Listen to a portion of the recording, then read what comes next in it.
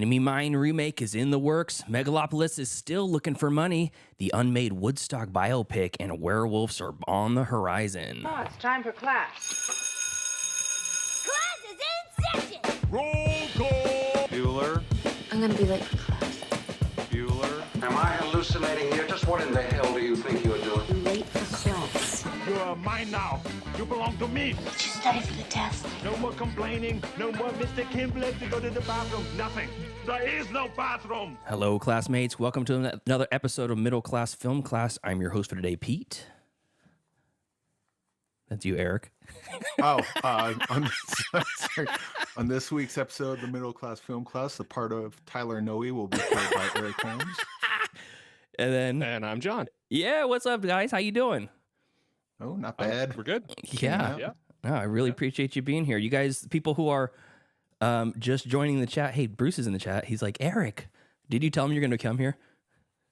No, I found out like less than an hour ago. I know. So what happened is my dear friends abandoned me, and I met new friends, and I told them we're starting our own podcast with blackjack and hookers. Yeah, we were at the bus stop. Yeah, I said, "Come on, we're doing a podcast." So yeah, we have Eric For from the hookers. Eric from Cinematics. Been on the show a couple of times, called in before we had video. Now everybody can see your face. If they don't watch your Cinematics YouTube channel, then they're missing out. Running for the hills. That's right. Yeah, thanks for being here, Eric. How you doing, buddy?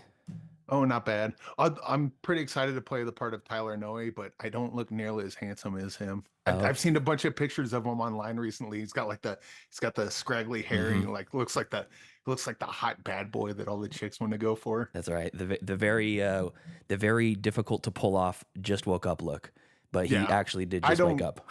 I can't pull that off though. So I'm doing my best. I'm not a trained actor, so I'll see what I can do. All right, great. And then John is from 1999, the podcast. Welcome, John. How you doing, man? I am great, man. How are you? I'm fantastic. We had you and I sat down and did an episode of your show where we covered the 2 weeks leading up to my birth of 1999. It's exactly as it was planned. Yeah, we built it around. Yeah, I found out as a recording. He's like, "Oh, it's my birthday tomorrow." So the episode went out this morning. Yeah, it's now.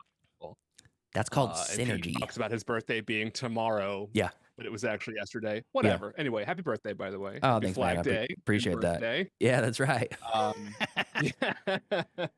No, I appreciate yeah, it's a lot of fun. So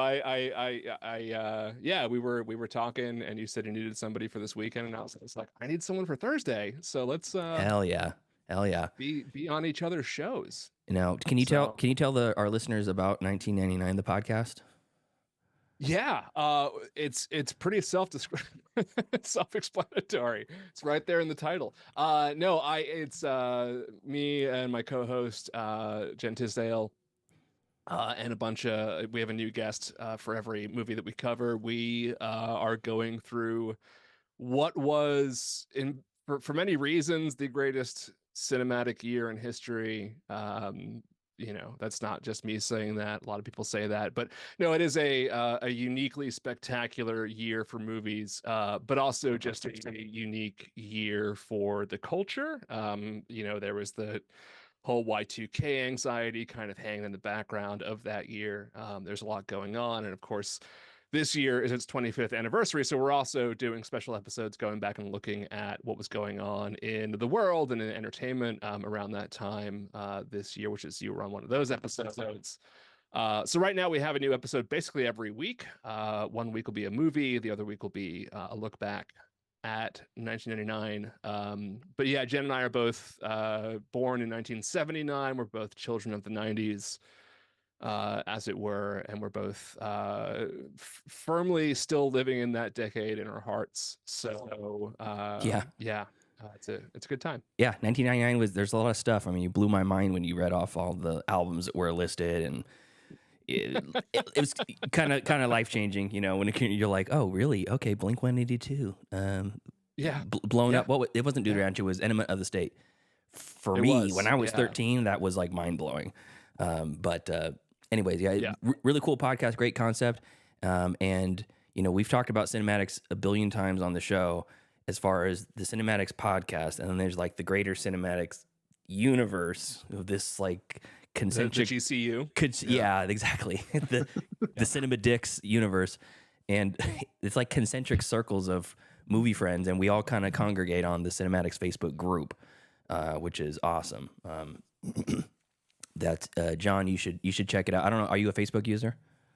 I used to use Facebook a lot since Facebook became responsible for trying to overthrow the government. Yeah. I go on it maybe 3 minutes a week. Yep. At this point. So What no, social I'm not media there, doesn't but- try to overthrow the government? Come on, man. You're being really harsh right now. There's only like 5 websites in the world anymore, and they're all ran by know. a-holes. So I know. I used to like Facebook a lot. I mean, I was an early adopter to Facebook, and now I go on there and I'm like, what am I even looking at? I don't even know. Like, it's just a bunch of cartoons and shit. I have no idea what I'm looking Yeah. at. So Yeah. it seems to have. A lot of people that Seems are to have on the passed me by. Facebook group, the Cinematics group, they're like, yeah, I don't use it for anything except for just talking to movie, mutuals, and it's a really great place for that. A lot of positivity there. I'd like to Yeah, go it on is. that. I miss that a little bit, but I don't know. I'm a Twitter addict, Oh, yeah. which is no better, of course. Like I shouldn't be, whatever. But, Yeah. I like to go on there to see all the posts of why don't we have straight Pride Month? Because that really speaks to me personally. When are we gonna get a white male Star Wars? Yeah. For us? We haven't had White one males. in decades. Yeah. All right. Well, anyways, enough of that. Enough of that fun stuff. Let's get into some Gab Chatter. Find some charity, you lad. Now's the time for Gab Chatter. Gab Chatter movie news of the week. Eric is going to lead us off today. What do you got for us, Eric? Yes, well, speaking of a-holes, I guess we'll start off with the Megalopolis. Tomorrow marks 1 month since Megalopolis premiered at Cannes Film Festival, and still no distributor. Some say that a experimental movie that costs over $100 million. Plus, we'll need another $100 million or so for marketing. I guess a lot of studios are looking at what makes sense and saying no. I've also, in a lot of comments and stuff, when people talk about Megalopolis, a bunch of Coppola's previous involvement with Victor Salva keeps coming up. People seem to think that perhaps his past might come to bite them in the butt after dropping $100 million. Oh, yeah. Plus on a movie.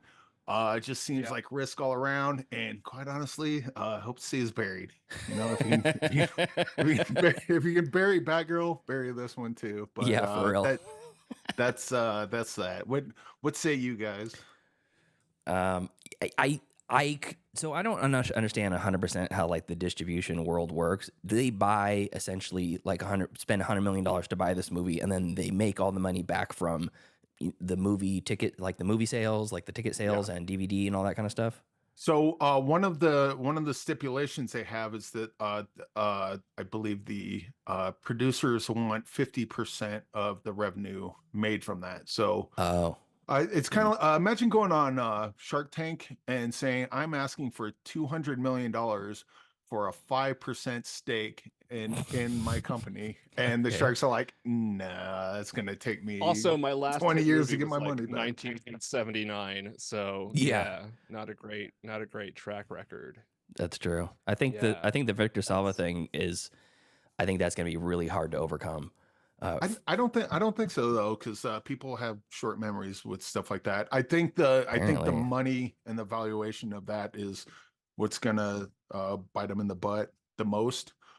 Victor Salva thing would be like, oh yeah, that's an excuse we can use. That's the reason we don't want to do it, not because of the money. Yeah, exactly. Yeah, I don't know. It seems like a huge risk. I don't know. I'm morbidly curious to see the movie, but I don't really care one way or the other, to be honest.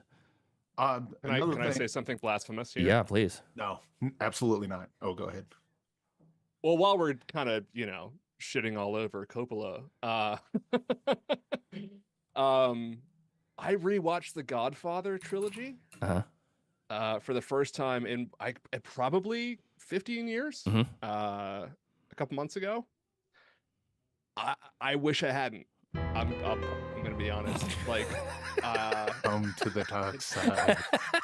yeah, it's not good. It's not good. They're not good movies. I'm sorry. Like, I actually liked 3 quite a bit. But man, Come to the dark side. I liked 3 too. I thought it was pretty good. I agree. Great. Hey, A that's lot the of best fun. one. I agree. Look, I just think John, can You we know, get a lot of- married? Can we get married after yes, this? I'm already married. I'm sorry, but no. And I love. So I'm not going to say like Coppola is a bad director because I still love Apocalypse Now, but yeah, I mean, and obviously with the first Godfather, he is doing something new, and a lot of I think the stuff that doesn't work for me is a result of that. But it's clumsily edited. It is weirdly paced.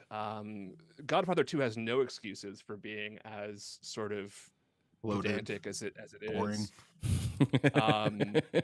Yeah, they're fucking boring. They're great performances, and I love Pacino, but like, yeah, I really and by the way, especially in Godfather 1, while I love her, Diane Keaton is god awful in that movie. It's one of the worst performances I've ever seen in my life. I barely remember. I barely remember that. Her performance, bad. at least.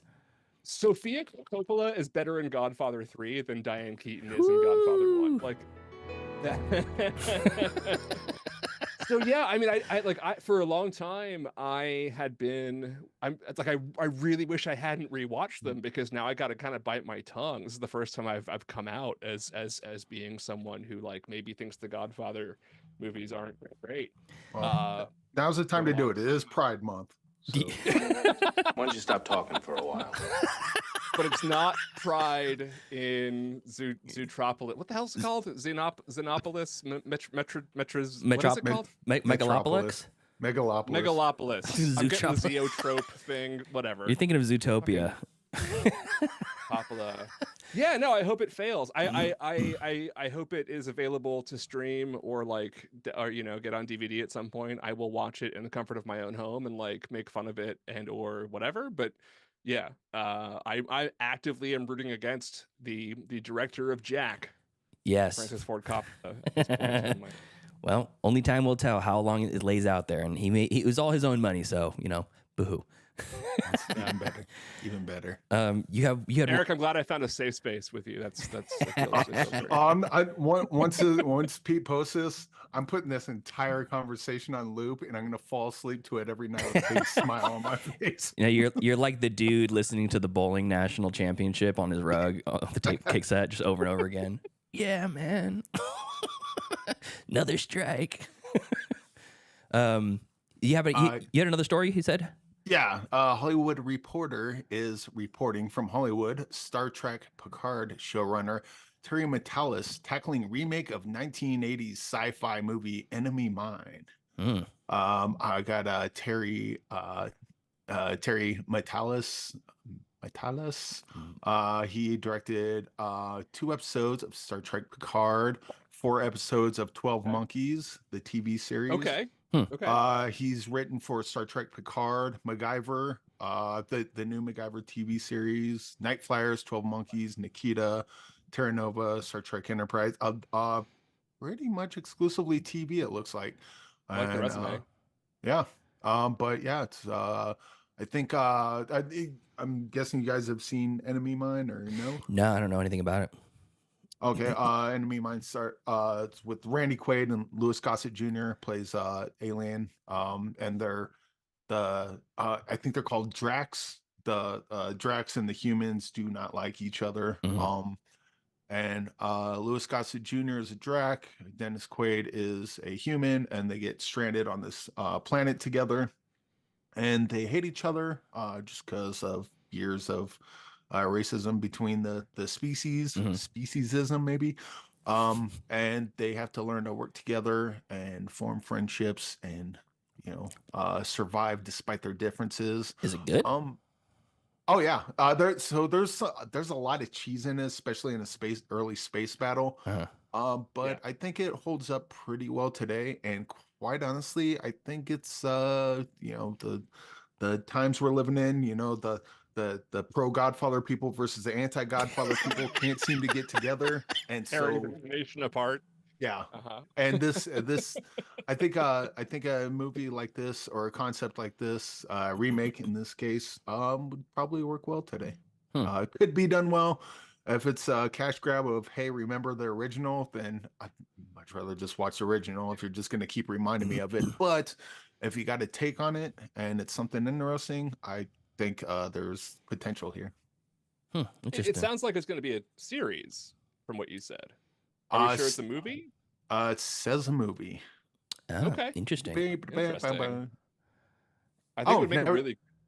Oh, no. It just says, it says Enemy Mine remake. Okay. I'm assuming movie, but I suppose you can remake it into a TV series if you like. Well, yeah, by the sound of this guy and his resume, it sounds like a series. And I think it would make a great science fiction prestige drama series. I liked Enemy Mine a lot. But it is definitely one of those movies where I always thought like this could be done better, and could be really amazing if it had been done better. And I don't think it's necessarily it's not necessarily a critique of the creators so much as like what they had to work with at the time. But yeah, I think that's a perfect sort of like candidate for good remake. Interesting. You know, I don't know enough about it to really comment on it, but I mean, I've seen like screenshots and kind of snips of it, and I thought I thought Enemy Mine was like a gangster movie, like American Me or something like that. So I saw it on the Alien. I'm like, oh, that's weird. I mean, I would watch that too. Yeah. Yep. So you got to overcome our differences and live harmoniously on a new planet or something. Yep. There is no racial bigotry here. Yeah, that's good. All right, cool. I guess we'll look forward to that. Anything else, Eric? There was something else, and I cannot remember it, so That's okay. I will say that. All right, no problem. John, you got a story I'm playing for the us? part of Tyler, so you. Oh, nailed it. I'm nailing it. No, wait, you brought two. Actually, Tyler likes to bring like 3 stories, and we veto 2 of them before our show airs. But just the one streaming pick. Well, if I could speak, if I could defend myself as Tyler for a second, I bring 3 stories, you veto 2 of them, and then you tell me I don't bring enough to the show. Yeah. So really, this is all on you, bud. It's me. I'm the evil dictator of the show. See, Tyler, I got your back. That's Okay? right. We're the same, you and I. Hell yeah. All right, John, what do you got for us? So the new Hulu documentary Brats, directed by Andrew McCarthy, of course, one of the brats of Brat Pack fame, is really good. He interviews a bunch of the old Brat Packers talking about what the experience of being this sort of like labeled group of young actors in the 1980s was like, and coming to terms with some unexamined trauma and that sort of thing. But one of the interesting things that comes out of it is that towards the late 1980s, Emilio Estevez and Andrew McCarthy were in the process of planning or starring in a documentary about Woodstock. Or not a documentary, a docudrama, I should say. Okay, like a biopic or something? Woodstock. Yeah, so like Apollo 13, but Woodstock. It is based, or was going to be based around a book written by, hold on, let me make sure I got his name right, Robert Pilpel, who wrote a book called Young Men with Unlimited Capital, the story of Woodstock, about the 2 central organizers, Joel Rosenman and John Roberts, and most likely McCarthy and Estevez would have played those 2 characters. The reason that it didn't happen had nothing to do with the studio not giving them enough money or creative freedom or whatever else, and everything to do with the fact that by 1986 or so, none of these people could stand being near each other anymore. So the likes of Rob Lowe and Demi Moore and Ali Sheedy and Judd Nelson and Estevez and McCarthy, etc. They sort of just hated the sight of each other. In fact, Estevez said in the documentary, "You and I didn't do a movie because of that." He says it was one of the best scripts that he had read in a long time. Estevez explained that I didn't want to have anything to do with any of us. If it were Judd, I would have said the same thing. So he's talking to McCarthy, and he's like, "Yeah, man, I didn't want to be around you. So, I wanted to make this movie, but like I couldn't stand your face." And he's like, "But it wasn't just you. Like had it been Judd Nelson, it would have been the same issue." Is Emilio talking? That's Emilio talking. Yeah, Oh, and yeah, it's a really interesting. I mean, like it's weird because like a lot of people I think often question sort of like what happened to the Brat Pack, and I think a lot of people assume that it was just sort of Hollywood lost interest in that group and sort of making movies with them. But the reality is, as we learned from this documentary, that McCarthy, sort of exposes the fact that basically it was a personal thing between all of them, and like they just didn't want to be associated with each other anymore as this sort of like unit of actors who always had to make movies together, which is completely understandable, right? But like for some of them that sort of worked out, and for others it didn't so much. Yeah. Judd Nelson did not have a hugely prolific career after that. Estevez kind of found his niche, and McCarthy sort of went his own way as well.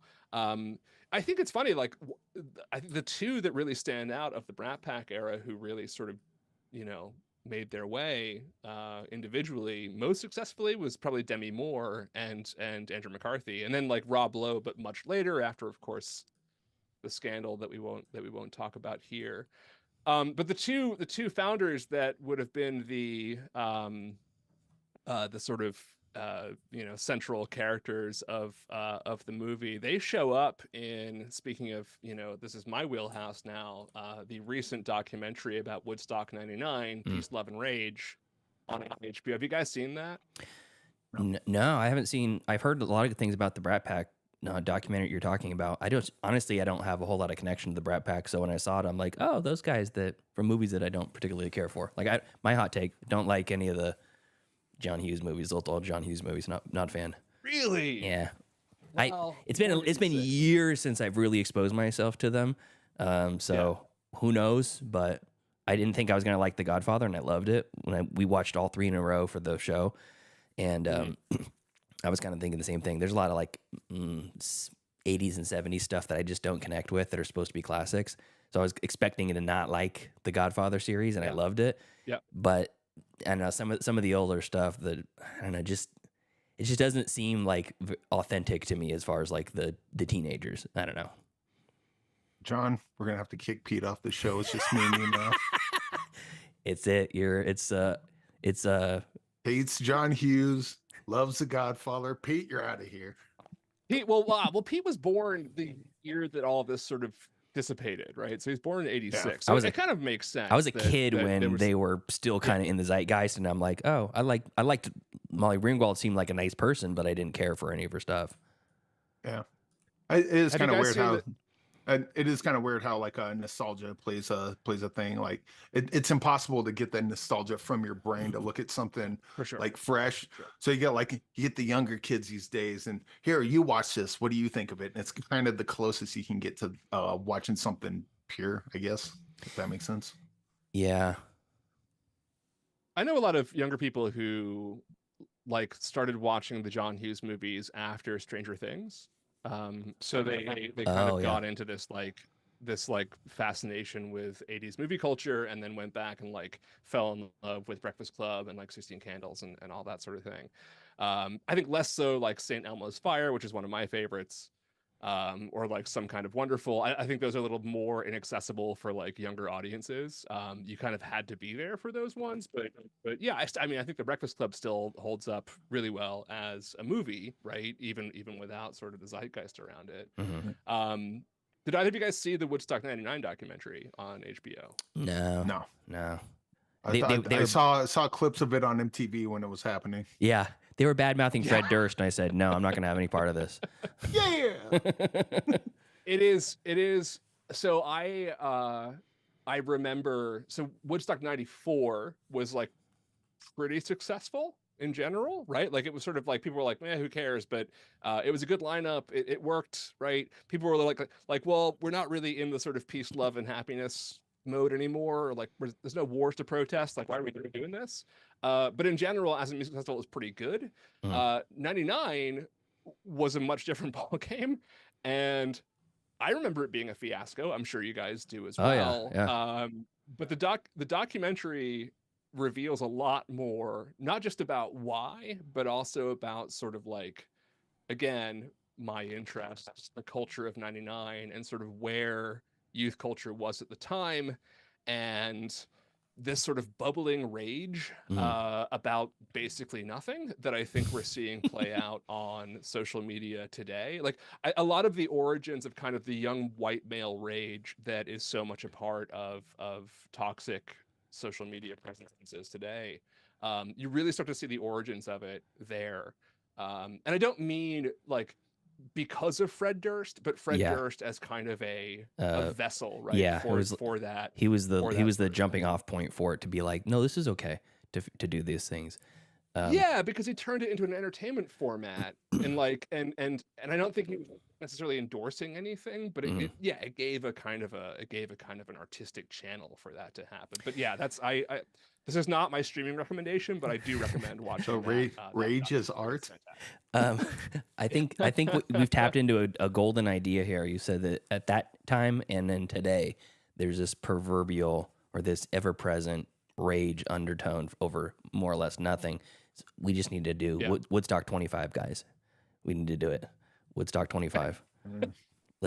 I'll watch it on the TV. Yeah. You guys can go ahead. That sounds like a lot of work. The thing is, like, what would be great is that like Estevez and McCarthy are now at the right age that they could play the same characters, because those two same guys planned Woodstock 99. Oh, interesting. So they could play the same characters, but just make it about Woodstock 99 instead of the original Woodstock.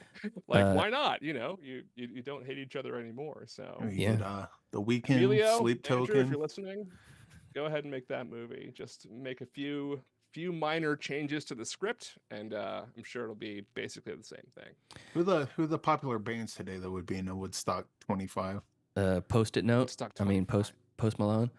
So this is the fifth. About like 6 years ago, I think. I'm talking about the here and now, man. Migos. There you go. Doja Cat. There you go. What's his Who would name? be at Woodstock now? Lou I mean, Bega. like, you couldn't get Taylor Swift, right? She wouldn't do it. But like, she would do Lou it. Bega. She would. She'd be Woodstock, headlining. you Yeah. think? Yeah, she would. Yeah, She'd do a festival. I don't think she would do a festival. I think she's above doing festivals. Bruce Springsteen. He's still playing.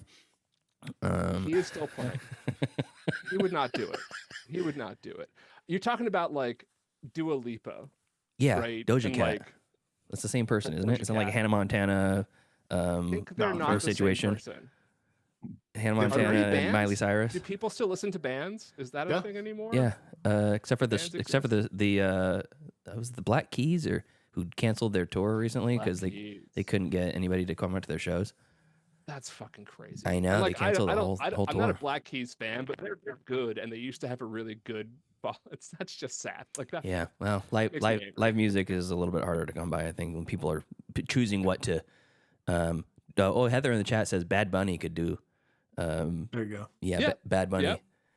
For sure. Woodstock Yeah, 25. that's good. Heather That's a good also one. says that she lived through the John Hughes first run and hated all of them except for Some Kind of Wonderful and The Breakfast Club. Good choice. Yeah. Good choice. And then You and Jen would get along beautifully because that's her favorite Rat Pack movie too. So all right, awesome. quite a bit. Anything else, John? No, that's it, man. Okay, cool. So for my news story, I wanted to talk about a werewolf movie that is coming out soon, and I like werewolf movies. I feel like that there's a gap in the marketplace where the financial success of a good werewolf movie is up for the grabs, up for the taking, and I think that the people want a good vampire movie. So there's a new one coming out that's called a very apt title, Werewolves. I don't know if it's werewolves with the F or as V. werewolves. Or V. Yeah, but What's the proper plural there? I think Yeah, it's with a that's good V. question. Yeah, I think it's with a V. Werewolves. They're Plural. werewolves. Yeah. With the V, by the way. All right. With the V. I And think this it should be without the V. I think it should be werewolves. I think it should like werewolf should be its own thing, its own noun. I think it should be And then called you- werewolf. Should be werewolves. I was just gonna say werewolves. It's a How about wolf. where's wolf? Yeah. Like attorneys general. Yeah, there you go. Where's wolf? I hate that phrase, attorneys general, or sons of bitches. I hate that for some reason. I love that one. That's the best. Runners up. So this is actually going to be starring one Frank Grillo, which gives me a lot of hope. This will be really fun. Who is a werewolf in real life? Yes, fact, he is. for you. He's a were Frank. And this is touted as here's the synopsis. A supermoon event triggers a latent gene in every human on the planet, turning anyone who enters the moonlight into a werewolf for one night. It's like it's described. It's the purge. Yes, it's the But for purge with werewolves. It's the Godfather of werewolf movies, but good. But good. Exactly.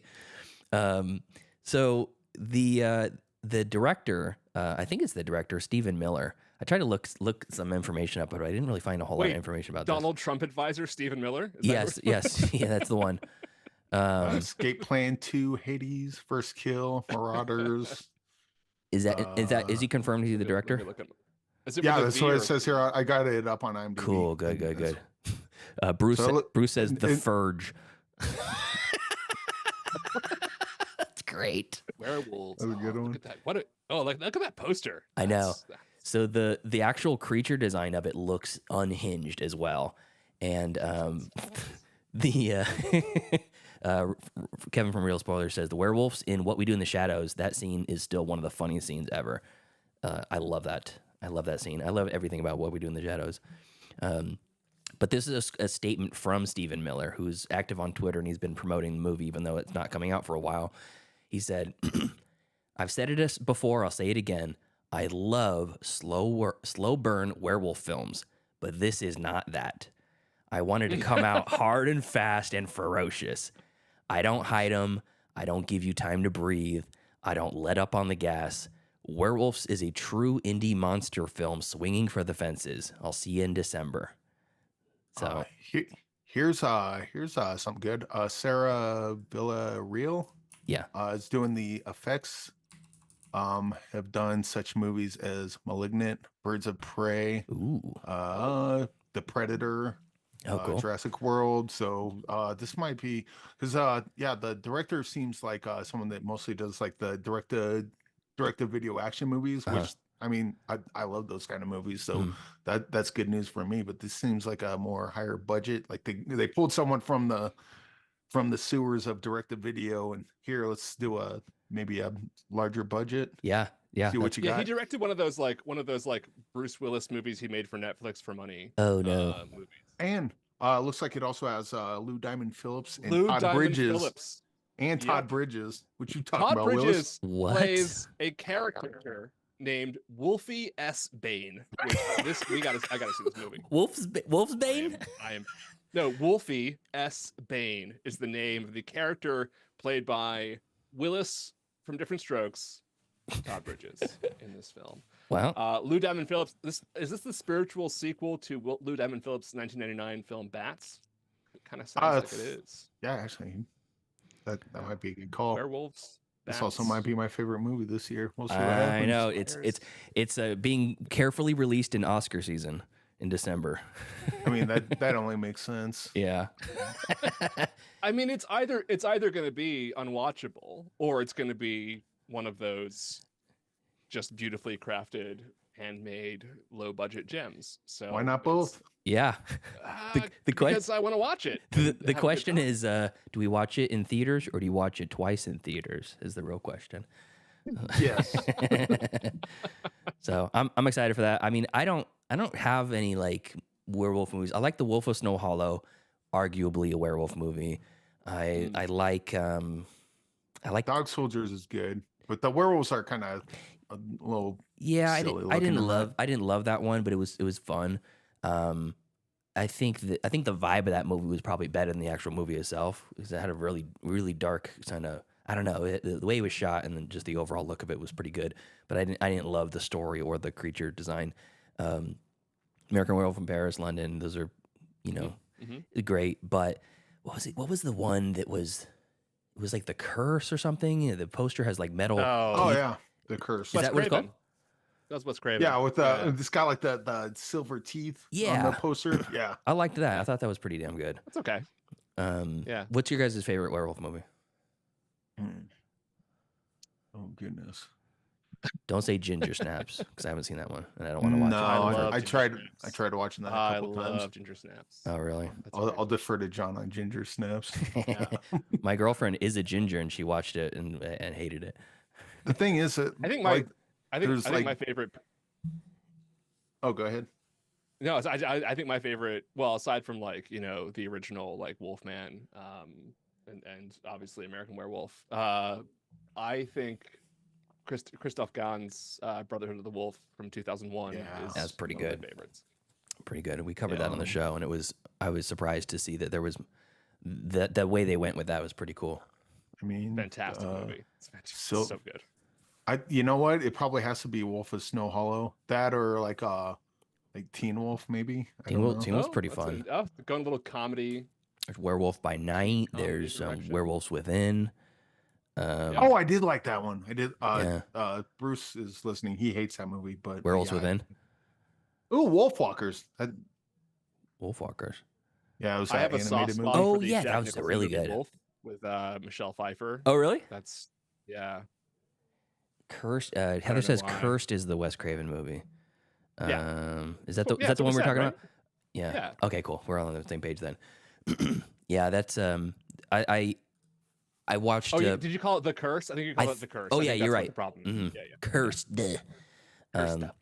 Yeah. So, anyways, look out for that in just called Werewolves in December. I'm really excited for it, and I'm going to share the picture of the actual practical creature on our Facebook page after this because it's haunting. You look at it, and you're like, oh my god! And that's the whole. Everyone who's in the moonlight is now a werewolf.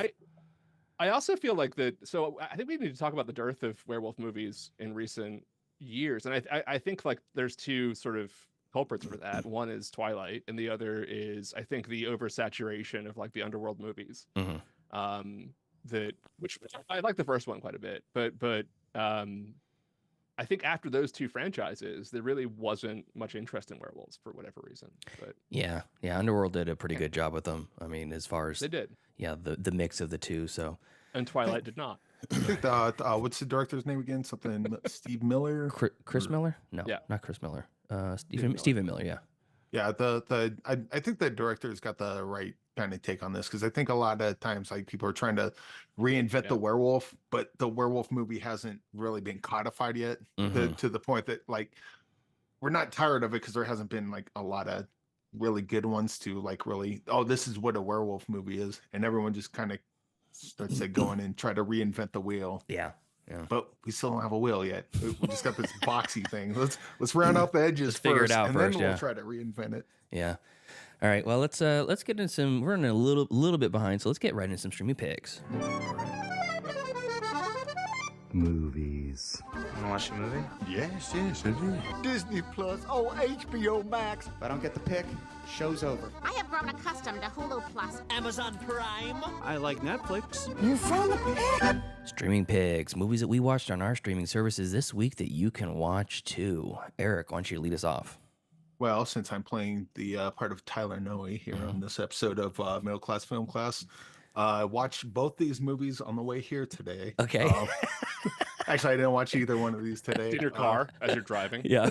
I didn't watch either one of these today, but I've seen both of these, and they're both streaming, and they're both good, and no one talks about them, so let's talk about them now. Cool.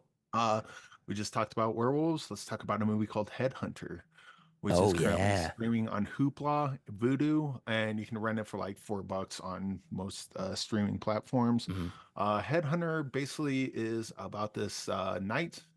He in this dark corner of Middle Earth. Not really. This is not a J.R.R. Tolkien. It just feels like it's in that kind of space. and he just goes out and he starts hunting different monsters. One point he hunts a werewolf. It looks like, but he just kind of comes home with heads, nails them on the wall. There's some backstory. There's not much story to this. It's something with his past and his family, and we'll leave it at that. But it's a really cool, really short and focus kind of horror slash slice of life of a monster hunter. So yeah, it's good stuff. Yeah, I saw that one a long time ago. Actually, from your recommendation, you talked about it on Cinematics years ago, and I said, "Ooh, that sounds cool." And I watched it, and it's like there's not much story to be had. It's just plopped you down into the world and watch this cool guy do some weird things. Yeah, and sometimes that's all you want. You just want the let's just get in and get out, And it's a nice little sampler, or palate cleanser, if you will. Yeah. A mucky, dirty palate cleanser. Disgusting, tastes like black oil blood. Another one is a movie called Marisol. This one's only available to rent or buy on Amazon. This is about $3 to rent, $10 to buy, and completely worth it. This movie is about Marisol. She's it's undocumented. Is that the word? Undocumented. Yeah. The illegal alien, but that's not the preferred term anymore. But anyway, she's undocumented, and she has been since birth. So she doesn't know this. And ICE picks up her family and is going after her. And she's just kind of, she grew up her whole life thinking, oh, yeah, like not even thinking about it because she's just American. And then all of a sudden to find out you need to run. Let's get you with this coyote and they'll move you around and stuff. It's completely harrowing and yeah. How old is she when she gets told that she's an illegal alien and has she's to leave? It's high school age. Oh man, that sucks. Like sophomore, senior high school, so somewhere around there. Okay. Yeah. Interesting. And it's is this like from anybody that we'd know? Is it the 2017 one? I gotta pull up the name real quick because he also did I forget his name. I interviewed him twice. Kevin Abrams. Kevin Abrams. Yeah. He also directed. He's mostly a documentary filmmaker. Oh, okay.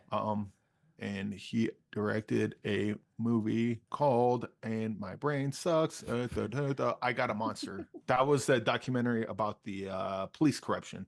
Oh, you know what? While we're talking about it, watch "I Got a Monster" too, because that movie will have you punching the screen. Really? It's good stuff. It came out with "I Got a Monster" and Marisol, both in the same year, and they're both 5-star movies as far as I'm concerned. I Got a Monster it's also a narrative. It's not a doc. No, I Got a Monster is a documentary. Okay. It followed the explosive story of America's most corrupt police unit, the Gun Trace Task Force, which terrorized the city of Baltimore. Oh, damn. Oh, yeah. Jesus. Yeah. Heather, do you know about these people? That's her neck of the woods. The high bar, most corrupt police force. Yeah. Of all the corrupt police forces, we're the most corrupt. You can hang your hat on that, brother. That is impressive. But yeah, so yeah, there's 3 streaming picks. Cool. So I Got a Monster. We got The Headhunter, I Got a Monster, and Marisol. And Marisol and I Got a Monster 2023. Headhunter is what, 2020 or something like that? I think that's 2018. 2018. Okay, cool. All right, awesome, cool. Thanks, Erica. John, what do you have for streaming picks? So I got a few that I just kind of want to give a shout out to. So Sure. like I've recently watched some movies that I'm sure most of you have already seen. But if you haven't, then I'm giving you my endorsement. One is I finally watched Godzilla -1. Ooh, yeah. Everything you've heard about it, that's great. It's great. It is available for free on Netflix. Go watch it if you haven't already. I got a special edition poster from them that from Toho. It's got like the stamp on the back and everything. It's like a textured sort of thing, and I just hung it up yesterday. It's right there. Yeah. Love that movie. It's so good. I watched The First Omen finally as well, which I have mixed feelings about, but I mean it's worth watching, and I think there's some phenomenal things about it that are worth checking out. That's on Hulu right now. And what was the other one I was going to say? Oh yeah, so an so when we're talking about werewolves and all that sort of thing, and like good monster movies and vampire movies, I a couple months ago finally watched The Last Voyage of the Demeter, which is really really good. Highly recommend it. It is on Paramount Plus to stream. That sort of came and went, but it's a really really great take on the first chapter of Dracula. Yeah. which sounds like you're squeezing all the life out of a tiny little piece of blood from a stone. I fully but fully it endorse works as a Demeter. Yeah, that's good. it's That's so going. fucking good. It's so good. So all right, so those three sort of again. Also, I believe Demeter, that's based on, I believe it's chapter 13. It's like it's in like the first third of the book, but I think it's the prologue. No. Oh no, chapter 5. Either way, it's not the first chapter though. Okay, I got to reread it. It's been a year since I don't read books, so I'll take both of your guys' words for it. I'm not bragging. I wish I did. I will say All right. I will say the chapter that's based on is very very sparse. So a lot of that they got plenty of wiggle room to just kind of make stuff up. Right. Yeah. All right, so I will also again reiterate: go watch the Woodstock '99 documentary, which is also on HBO or Max, whatever the hell you want to call it. If you haven't already, it is terrific. My two real recommendations. I've thought about this because of what we were talking about on my show. 3 of Wim Wenders' best movies are available to watch on Max. Buena Vista Social Club is available. Wings of Desire is available, and Paris, Texas. All 3 of them are on Max. I recommend all 3 of those movies. They are all 3 fantastic movies. Very, very different movies, but that shows the the scope.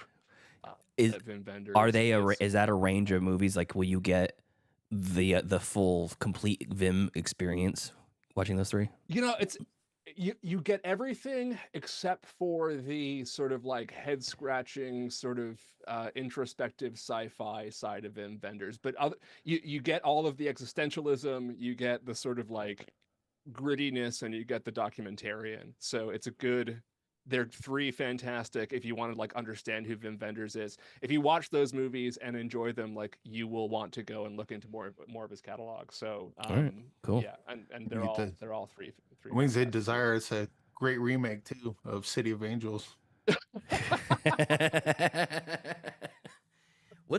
What's the I'm thinking of Wages of Fear that was remade into Sorcerer. The only good thing about City of Angels, aside from Nicolas Cage and Meg Ryan in the whole movie. Yeah, but also oh my gosh, you guys you're getting divorced now.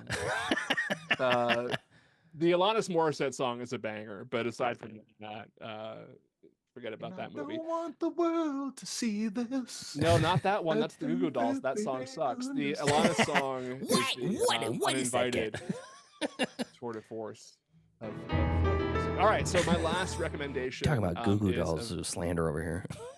I hate that song. My last recommendation is available on Tubi for free. It is called Satan Wants You, and it is a documentary that came out last year. It is excellent. It is about the phenomenon around the book Michelle Remembers, which is the book that essentially launched the satanic panic of the late 70s through early 90s. So it goes into sort of how that book came to be, how sort of these ideas of satanic possession and cults and abductions that led to a bunch of innocent people being railroaded for things that they obviously didn't do, because no normal thinking adult would ever believe any of this nonsense, how they came to believe this nonsense. And it's a very like measured and sort of human-centered documentary about the satanic panic. A lot of satanic panic stuff tends to be very sort of inflammatory and very sort of sensationalist, and this is a very sort of smart and thorough look at it, and especially at this one particular book. Are either of you guys familiar with Michelle Remembers, or like that? How that? Okay. I'm not, but my niece just did a project for school about Satanic Panic, specifically like the 60 Minutes thing that went on, which was I've never seen that. I watched like she wanted to talk to me about what I remember back then, and so we were watching that 60 Minutes thing, and it was like, this is incredibly irresponsible. Why would this be on TV? Yeah, it's shocking. I mean, if you weren't there at the time, like even if I was there at the time, and I'm still shocked by it in retrospect, but like the number of, prestigious news programs just taking seriously the idea that America is just like overrun with devil worshipping cults, it's jaw dropping to think about. And I do think overrun with Jesus worshipping cults. It's completely different. Yeah. Bruce says that's all that just transferred into QAnon eventually.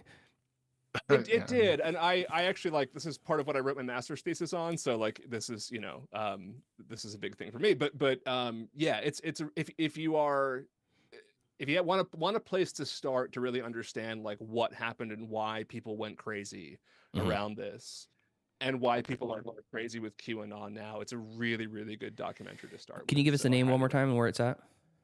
It's called Satan Wants You. It's available a bunch of places, but it is for free on Tubi. So, Mitch from the Hollywood Persona is in the chat, and he says Satan can have me. He also says that this is hot off the presses. Mitch just got back from Inside Out 2. He gives it 4.5 stars. His oldest son Max gives it 3 stars, and his youngest son Atticus gives it 5 stars. Wow. Yeah. That's an average of, doing the math in my head, 4 1/4 stars. Oh, kind of torn though, because I really want to see Satan Wants You, but I'm playing the part of Tyler Noe, and since you recommended it, you cannot watch it. Nope. It's against the rules. Them's the law. And I really want to. I might have to break my rule on this. But no, I'm getting some good. Streaming picks from this. So thank you guys. Okay, cool. So anything else you good for that? Good, John? All right. I've taken too many as it is. So. You're perfect, man. Okay, cool. So I'm gonna give a quick shout out to a movie that has been in theaters for a while, and I caught it right before it left. The Fall Guy. Super fun. That movie is super fun. This is kind of a good movie to watch with friends. It was a great theater experience just because I think the idea of the stunt man and giving respect to the stunt man and blah blah blah and all this kind of stuff it goes kind of part and parcel with the the idea of that you should be experiencing these sort of things in theaters. Give the respect to the movies that they used to have. But both Gosling and Blunt, they're both giving their most fun performances. It's a little on the predictable side for some of the storytelling, but it didn't really bother me because the journey to get there was really fun. There's a bit where Ryan Gosling is stoned. He's drugged with some unknown drug. We're not sure exactly what it is. Maybe PCP or acid or something. And that was a really fun scene that just kept going. You guys seen that? No, but well, you're recommending it, so I can't watch it. So yeah, too late. Sorry, can't happen. So that's not. I have not seen it yet, but I was a fan of the TV show. So. Oh, okay. It's Lee Majors. I don't know anything about the show. I didn't even know it was a show till it came out, but it was really fun. It was a lot of fun. And then Aaron Taylor Johnson plays a pretty good douchebag in it, and that's always fun to have a douchebag being a douchebag. So, so that's Fall Guy. Go watch it. It's probably out of theaters at this point. I watched it I think it was like last weekend, like right after the show, and I'm looking forward to watching it again on rental or streaming. My next streaming pick is a movie I watched a long time ago, and I thought it was not going to hold up, and I thought it was going to be very bad and problematic, and it was actually better than I remember. This is from 1996. This is Swingers, starring Jon Favreau and Vince Vaughn and a number of other people, Ron Livingston, and very, very fun. This is a little bit better than I remember, and there's a couple of scenes that had me cringing to the depths of my soul in a very good way. Yeah. There's the bit basically where he gets the number of the girl and then calls her 20 times in a row, essentially immediately is so good. crushing. It's soul crushing to watch him. So funny though. It is. Navarro is so good in that scene. It is. It's very good. And I think that this character that Vince Vaughn's doing, he's parlayed into like his entire career, in a way. And he honed it into a much more palatable character later on. Like his character in Wedding Crashers is for sure this guy, but he's a little bit more likable and somehow more of a douche in Wedding Crashers. Yeah. So, yeah, I mean, there's still the problematic nature of it, of, trying to, hook up with girls and this and that is still there. But I don't think any of them are being untruthful about themselves, where as Wedding Crashers, they're like straight up lying to these women to have sex with them. In this one, it's a little less of that, and it's more focused on the kind of woe is me nature of Jon Favreau's character. So, pretty good. The scene on the golf course is, if you ever played golf, I got an 8. Is yeah. What'd you get? I'll give you an 8. And they're all just 8 or 9. Yeah, I'll give you an 8. Yeah, I'll give you an 8. Yeah, it's fine. And they're putting at the same time together. And it's like this. It's such a couple of like douchebag friends playing golf. It's so fun. So, Eric, do you any thoughts on Swingers?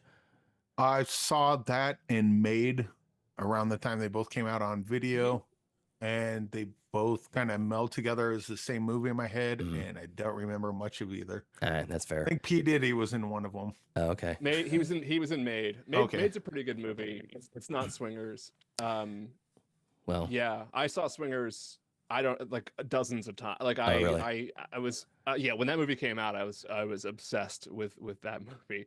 It's funny because on our podcast we just did rom-coms, and there's like 4 movies where swing music is overwhelmingly used, and one of them, the one we just did, 3 to Tango, is one of the only other movies that Patrick Van Horn appears in aside from Swingers.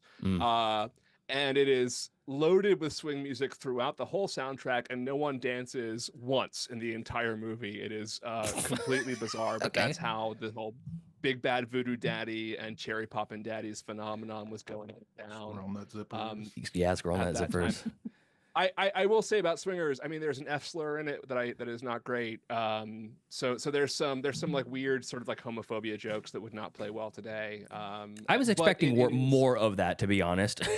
Yeah, but no, it is a very like, one of the things I loved about it and still love about it is that it's like it's a dude centered rom-com that runs on the premise that like dudes have feelings, and I think that's really beautiful and wonderful, and like it's a rare kind of a movie, and the performances are fantastic. Yeah, you can tell all these guys are like friends in real life and having a great time making the movie.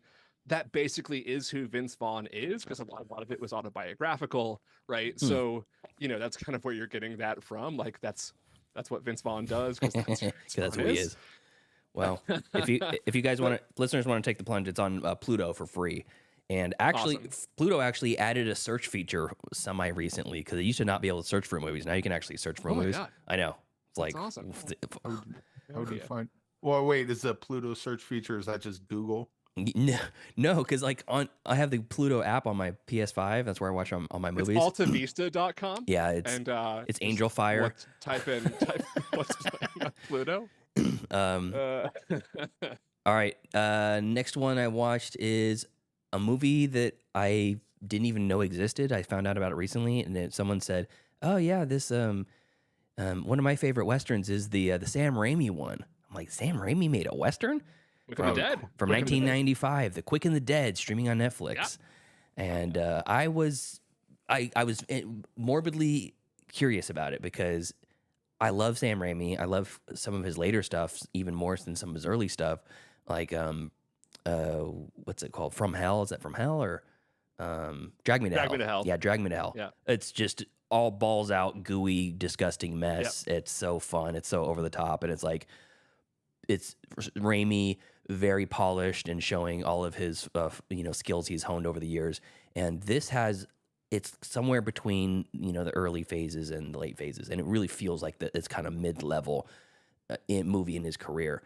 And that's not a slight. It's just it really made me happy watching this, to know, oh, this is where he went, and then he kept going, and we get what we have now, and the Fantastic Spider-Man's movies that he made. But the cast of this is crazy.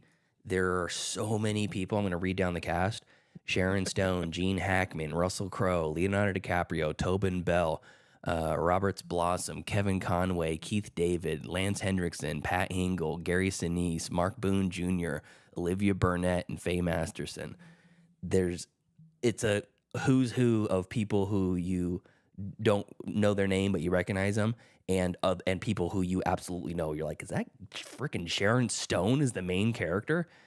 It's so cool. Yep. And it was really nice to see Tobin Bell before he became Jigsaw. But he's great in other stuff. He's. I didn't know he made other stuff. I thought he just kind of came on the scene, and here he is, some old dude that likes to kill people. He was the main bad guy in season 2 of 24. So. Oh, okay. 24 hours later. Yeah. So, anyways, that's I recommend that movie. It's fun.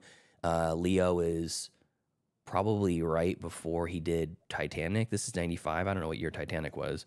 Yeah, it's before Romeo and Juliet. It is right after. 97. It's like right around Gilbert Grape, right after Growing Pains. So it really is. It's got to be a little bit after Gilbert Grape because he's bored. They call him the kid, but you're not sure if he's 20 and just looks young or if he's 16. You know. But it's got Gilbert Grape, I think, in 94 okay. or 3, and then Basketball Diaries is like 95 or 6. So 95. So yeah, it's right in that era. Yeah. Oh, it was. He's not a huge star yet.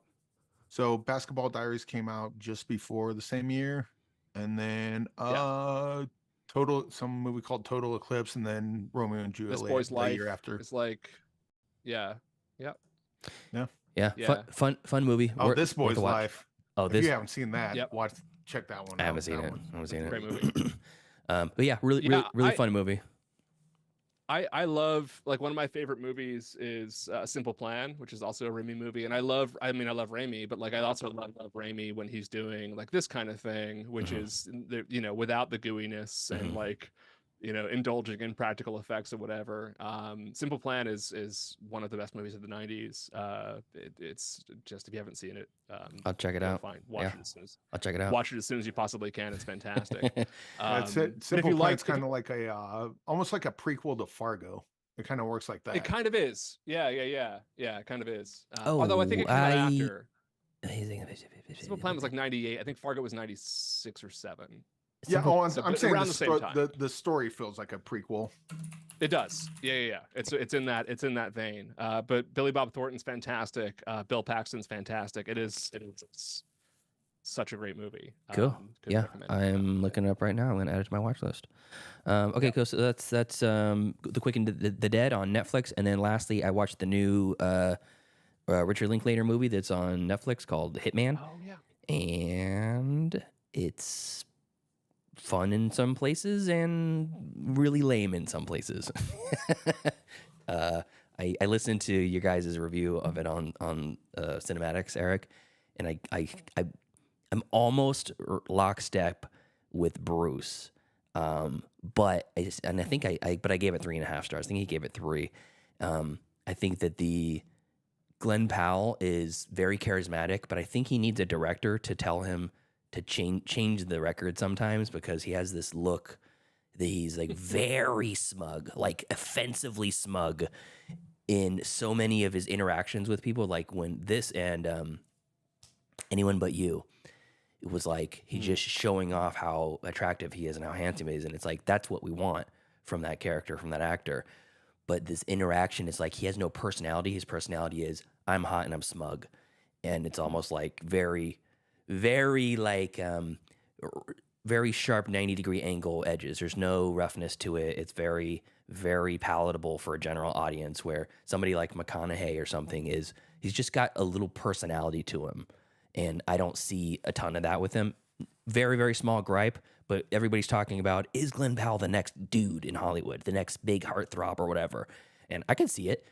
I just would like to have the director just be like, hey, loosen up a little bit, be yourself instead of this, archetype guy with the stick up your ass, So that was my biggest complaint. Because Richard Linklater, he's a pretty good director. You figure that that he would director. get something out of that. Yeah, I agree. It's so interesting that you mentioned McConaughey, and I think that's a really great comparison. I haven't seen Hitman yet. Everything I've heard about it is exactly what you said, or people who rave about it. So it's either like it's the best thing ever, or like it's good in some parts and it misses in some parts. So I'm looking forward to watching it myself. I'm very limited. I mean, I remember Glenn Powell from the Top Gun sequel and all that sort of thing. And like, yeah, there's something very compelling about him. But, you know, it's Linklater got one of the best early performances out of McConaughey in Dazed and Confused. And I remember when A Time to Kill came out in 96 and everybody was like, McConaughey is the next Tom Cruise and McConaughey is going to like, you know, be the next bankable star. And it didn't really happen overnight. Like it took people, I think, a really long time to figure out how to use Matthew McConaughey properly. Yeah. And I think people get it now, but like, he is a big movie star. He is great when he's in the right thing, which is most of the time. But there's movies where the one with like him and Steve Zahn, where they're like in the desert or whatever the hell it is, like where you waste him like that. And I feel like with Glenn Powell, there's a similar kind of learning curve. It's trying to figure out exactly like, clearly this guy's charismatic, but he can be really off-putting in the wrong when you market him the wrong way or put him in the wrong role. And I'm waiting to see if they figure out exactly how to use him the right way. I think they eventually will, and I'm kind of excited to see what that might be. But I think we're going to go through a little bit of a McConaughey swing before that. Well, his main reconnaissance, if you will. Yeah, the reconnaissance, right? It was a I thing, just made right? that Like, word that's up. why people, that's first why time people I've say ever heard it. It's the Glenn Palisance. His one of his main characters he plays in this, his name is Ron. The character is undercover as, and he has a McConaughey vibe to him. When I was watching the movie, I said it was McConaughey mixed with, I don't know, maybe Tom Cruise or something like that. I can't remember who it was, but he's got he's playing that character, but with just cranked the smug up, you know, even more. And Top Gun, everybody's smug in it. Tom Cruise is the king of the smug, and Glenn Powell is like fighting for that spot. And it's almost just like, I don't think people know what to do with Glenn Powell yet, because you're like, Linklater gets him and goes, cool, I'm going to put him in here, and I'm just going to put this handsome dude and then let him be goofy with all these characters and stuff. And that part, some of it was fun. But the main girl, Adriana Arjona, she's great. She is so good, and she is gorgeous, and she's a fantastic actor, and she's 100% believable. And there's a lot of really fun scenes in it. But just all in all, I just wanted a little bit more. So I don't quite understand the broad, like, this is the funnest movie I've seen forever. There was a lot of clunky cheesiness to it that Bruce tapped into in his review too. So again, nothing wrong with clunky cheese. No, I'd like blue cheese. I'd still recommend it. You know, I like the fromage. But yeah, it's still worth a watch. I'm not going to tell anybody to not watch it, but you know, don't. I was fed all these like 4.5, 5-star reviews from people, and like, oh yeah, you got to reach out, you got to go watch it. You know, watch it day one, you know, with your friends and family or whatever. And I was like, maybe let down because of that a little bit. Make it the first day of the year. Yeah. So you said this isn't a 4 or 5 set the calendar around Hitman. You said it's not a 4 or 5-star movie. What's a better version of this movie that would be a 4 or 5-star movie? Putting you on the spot. Yeah, like the comp for this. Let's see here. Like this is a 3. Like the way I do stars anyway is like if I give a 3-star, this is like a 3-star version of this type of movie. I'm not comparing it to. Yeah. Let's see here. What other good ones are there? I'm trying to think of like a good comp for it. Like Uncle Buck or Breakfast Club. I mean, Like it's Grosse Point Blank, that sort of thing. It's like a.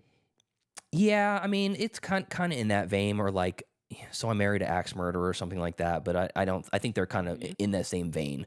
I don't know, like hot guy being charismatic. What genre is that? Top Gun.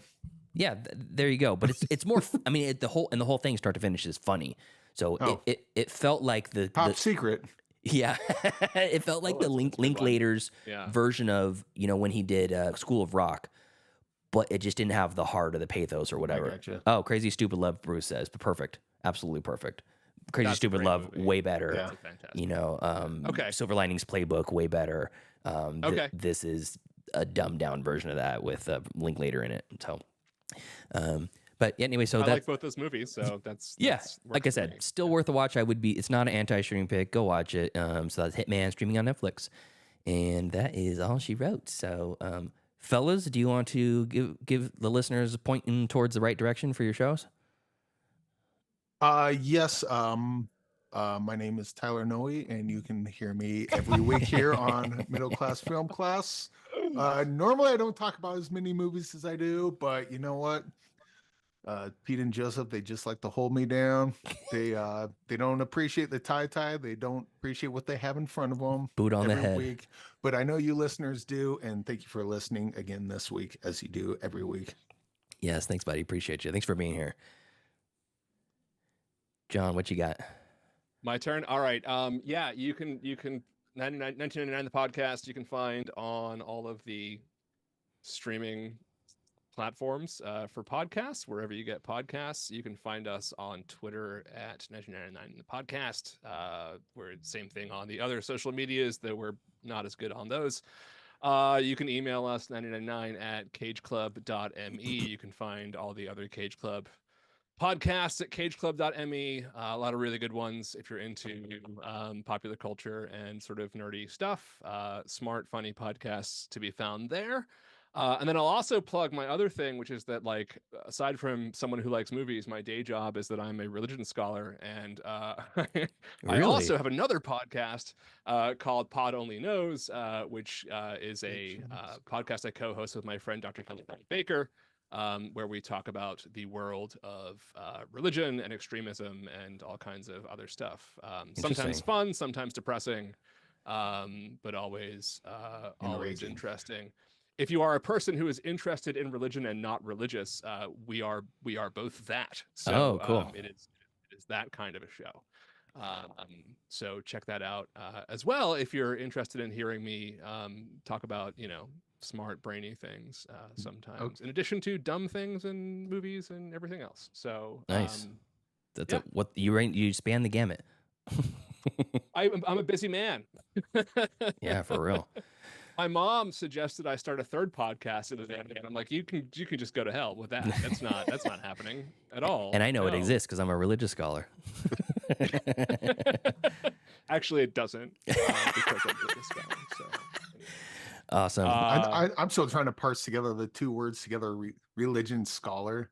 It's kind of like Christian Science. It's like doesn't make sense. Well, see, religion exists, and there are people who study it as a phenomenon of human experience.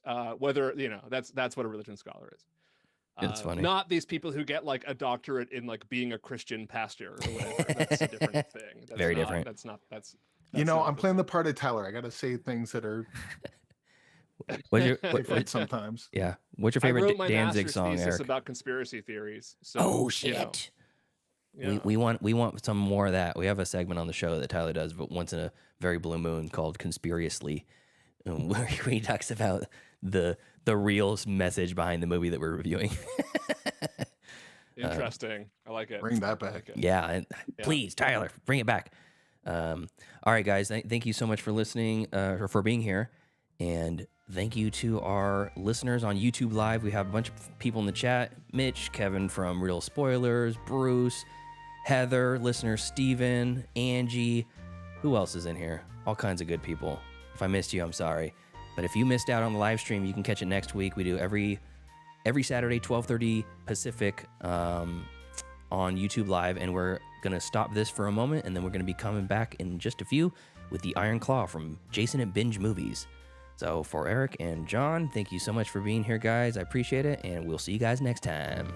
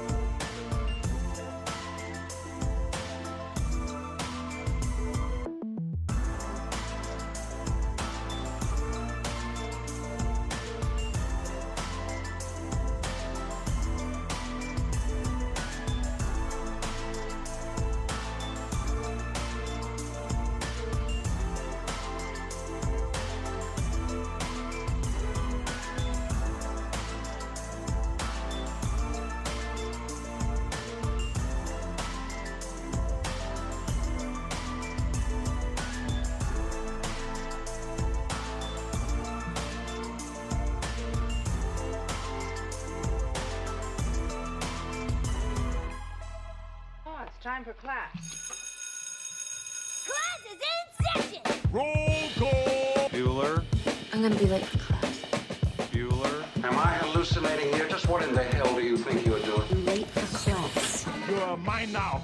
You belong to me. Did you study for the test? No more complaining. No more Mr. Kim left to go to the bathroom. Nothing. There is no bathroom. Hello, classmates. Welcome to another episode of Middle Class Film Class. I'm your host for today, Pete.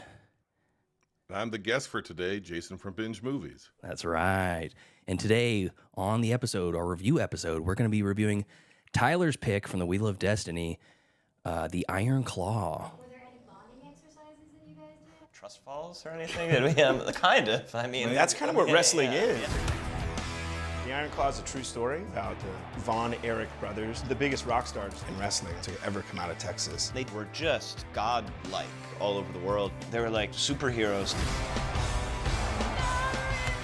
We're going to get copyright stricken for this for sure. A lot at once. And we were training with these professional wrestlers, and it was demanding. Because you have to really commit to that full. And like hitting the mat over and over and over again.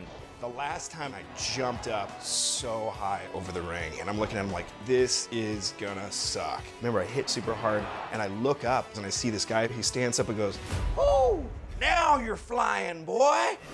The support and true love between the brothers, that was really special. It didn't feel like any other film I've ever worked on before. Paris, Zach, and I, there's a brotherhood now.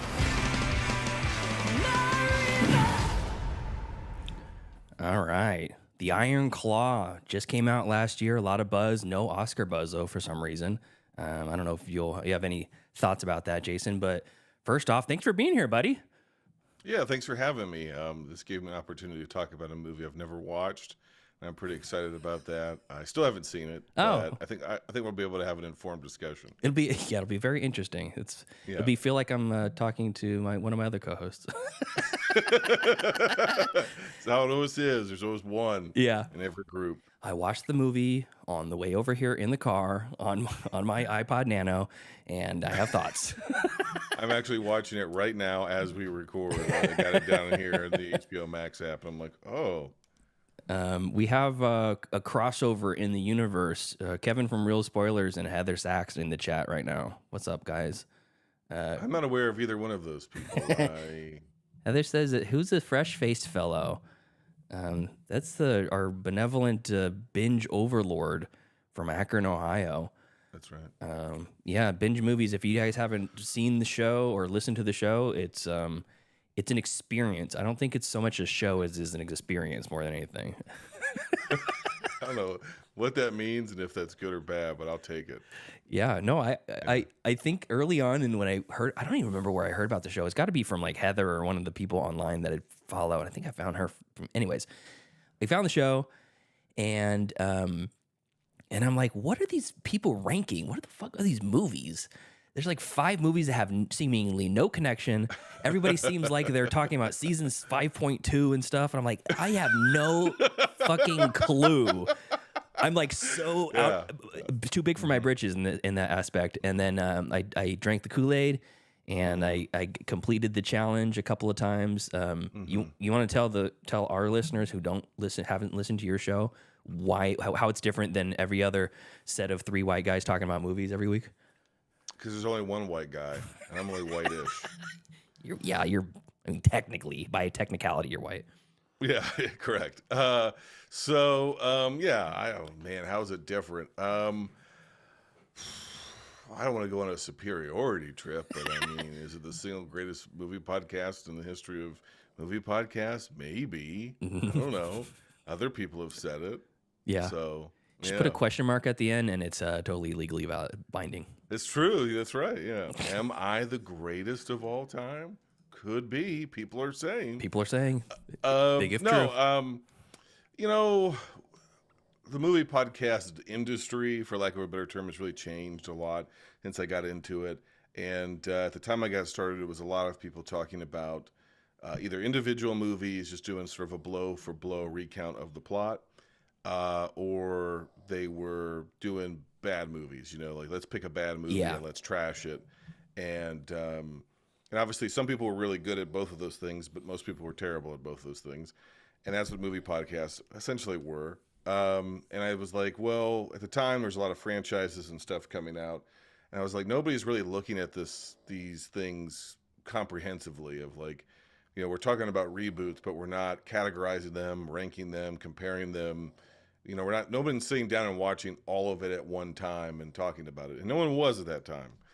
And so that's really kind of how the show got started. And then it evolved from there. We got away from franchises and sequels because you can only do that for so long. Mm-hmm. And then we realized, well, all of film is on a continuum. All of film is available to us. And so why don't we just continue to push the envelope and widen what we talk about, find common themes across films, sometimes that seem very similar, sometimes don't seem similar at all, and invite a wide array of guests to come in and talk about them. And so we spend about, give or take, 20 minutes per movie on our ranking episodes, and then we do a deep dive review. We cover history, philosophy, psychology, film history, everything in between. And there's a lot of chaos, some slight perversion. This is our horniest summer yet. Oh, yeah. As things heat up outside, it's getting more and more graphically sexual.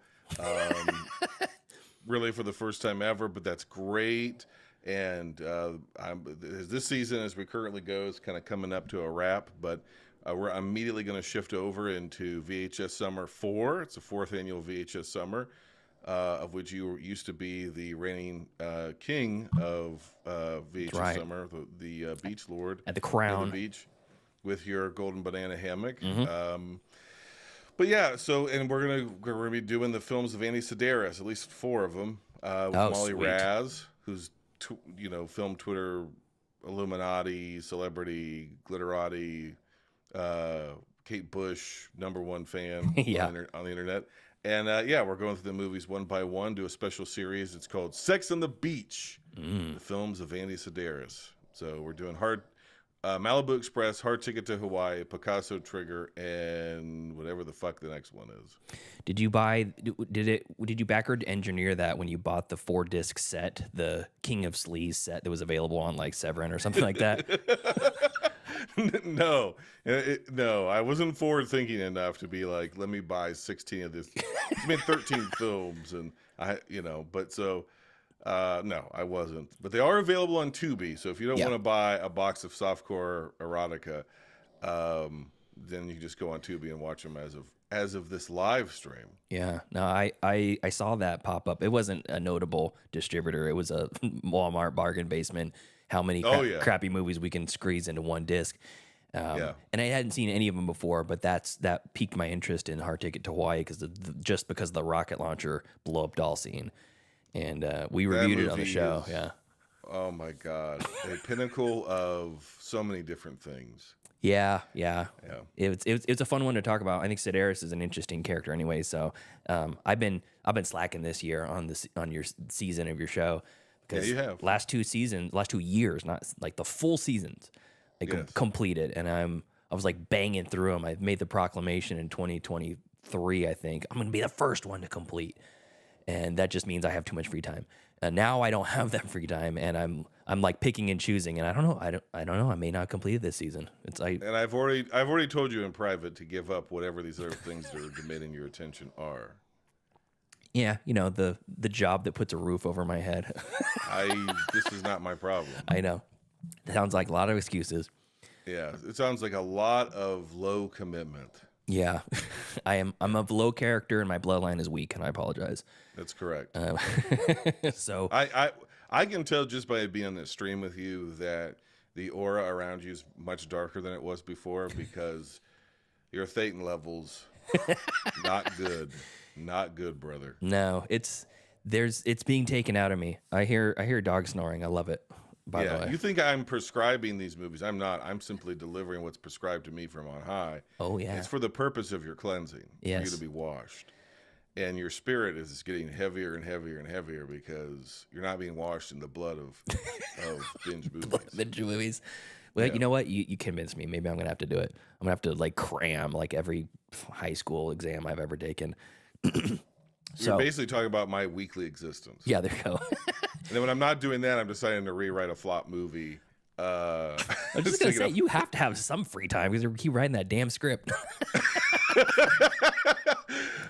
Yeah, when I'm not doing that, I'm like, what movie should I review now? So I'll be working on FX for Patreon soon, which I haven't seen in a long time. Nice. I've seen FX2 more recently. Not a great film. I don't know either one of them, honestly. I thought FX2 was. I didn't know there was a sequel to FX. I thought it was just the title, like I don't know, like 2001. It was not the sequel to 2000. Like Mannequin too. You didn't realize there was a mannequin. You just thought Mannequin as well. The title made it sound like it was like a model of a car or something. You know? Yeah. So I'm like, well, it's just It's like F/X2, and you're like, what is this? Yeah. Yeah, not for me. Not for my eyes. Not until it's on Binge Movies season 9 or whatever. That's right.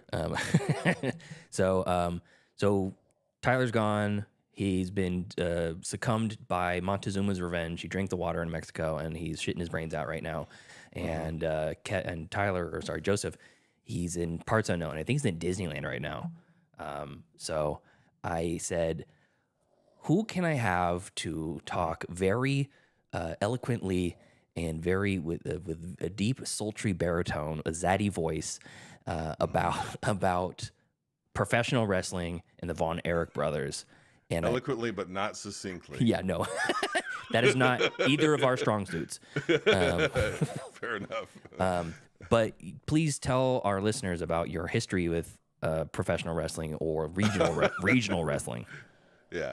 Let me tell you about what it's like to be a nerd. Look, I grew up in a household where my dad hated two things. Loved movies, but he hated two things. Three things. He hated Ronald Reagan. He hated professional wrestling, and he hated film criticism. I share one of those three hatreds. Okay. Let you guess which one. So they would take the syndicated television shows and the matches and stuff like that because we're roughly the same age. I think you're a little bit younger. I just turned 38. Yeah, so a hair younger than I am. And they would run a show that was like basically a compilation show on Saturdays, and this would be the WWF, and WCW did this as well. Called Superstars, and then I forget what WCW's was because I'm basically in the Northeast and never watched it. Came on at 6:05 Eastern though on the Superstation, and so I would have to kind of sneak it that way, and then watch on Saturday mornings, and then in between cartoons or in between doing chores or whatever else I was doing. And so that was during the Bret the Hitman Hart era. Of course, the Hulk Hogan era was big too. But I was younger then. And then I just happened to be a teenage boy in the late 1990s when this thing called the Monday Night War, a.k.a. Attitude Era, happened. Yeah, I know that one. DX, everybody was going around saying, suck it. And I still wasn't watching wrestling. And it was like, if you weren't watching wrestling and didn't understand the references by like 1997, 98, you were a cultural outsider. Mm-hmm. And so I started watching it, and originally a group of us got together to say that we were watching it because it was so stupid that we were going to watch it and make fun of it. Oh, okay. Yeah, but it was really just because we were teenage boys who couldn't admit that we actually thought it was cool. And so we'd get together and be snarky about it. And then before the end of spring, we were like, "Oh my God, what's the next thing that's going to happen?" Steve Austin will drive his Zamboni in, and then he'll drive his Zamboni in. We were just obsessed with it. You guys were that scene in Tommy Boy when both of David Spade and Chris Farley are. I'll change it if you want to change it. It's fine. I don't want to change it. That's honestly, that's 100% the picture. And so, and then I watched it for a few years, then didn't watch it, and like most wrestling fans, became lapsed after the early 2000s. But something interesting happened in the 2000s, which was all of this wrestling history. Because wrestling was a very secretive form of media, right? Mm-hmm. Because it originally started off as a con, a way of duping people of their money. So all of these, not quite podcasts, but websites and interviews and different stuff were starting to really come out online, like in the late 2000s, early 2010s, and the history of the larger world of professional wrestling before the WWF started to get told. and books were getting written, and at that time, that was way more interesting than what was happening on any wrestling program, which in the United States was basically just the WWE and organization called TNA, and which was way, way, way, way down the totem pole.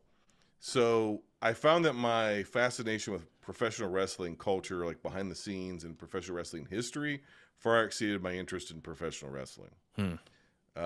So it's like being really into movie history and not going to the movie theater. Sure. Yeah. I don't watch movies. It's basically how modern directors are. You ask most directors now, and they're like, I can't remember the last time. Christian Bale, I don't watch movies. Yeah. I love the history of movies, though.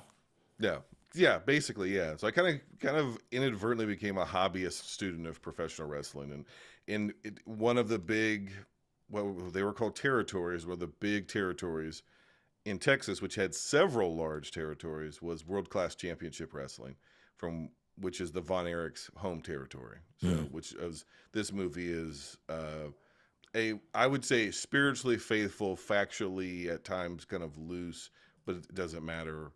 Retelling not so much of that territory or even professional wrestling, but the story of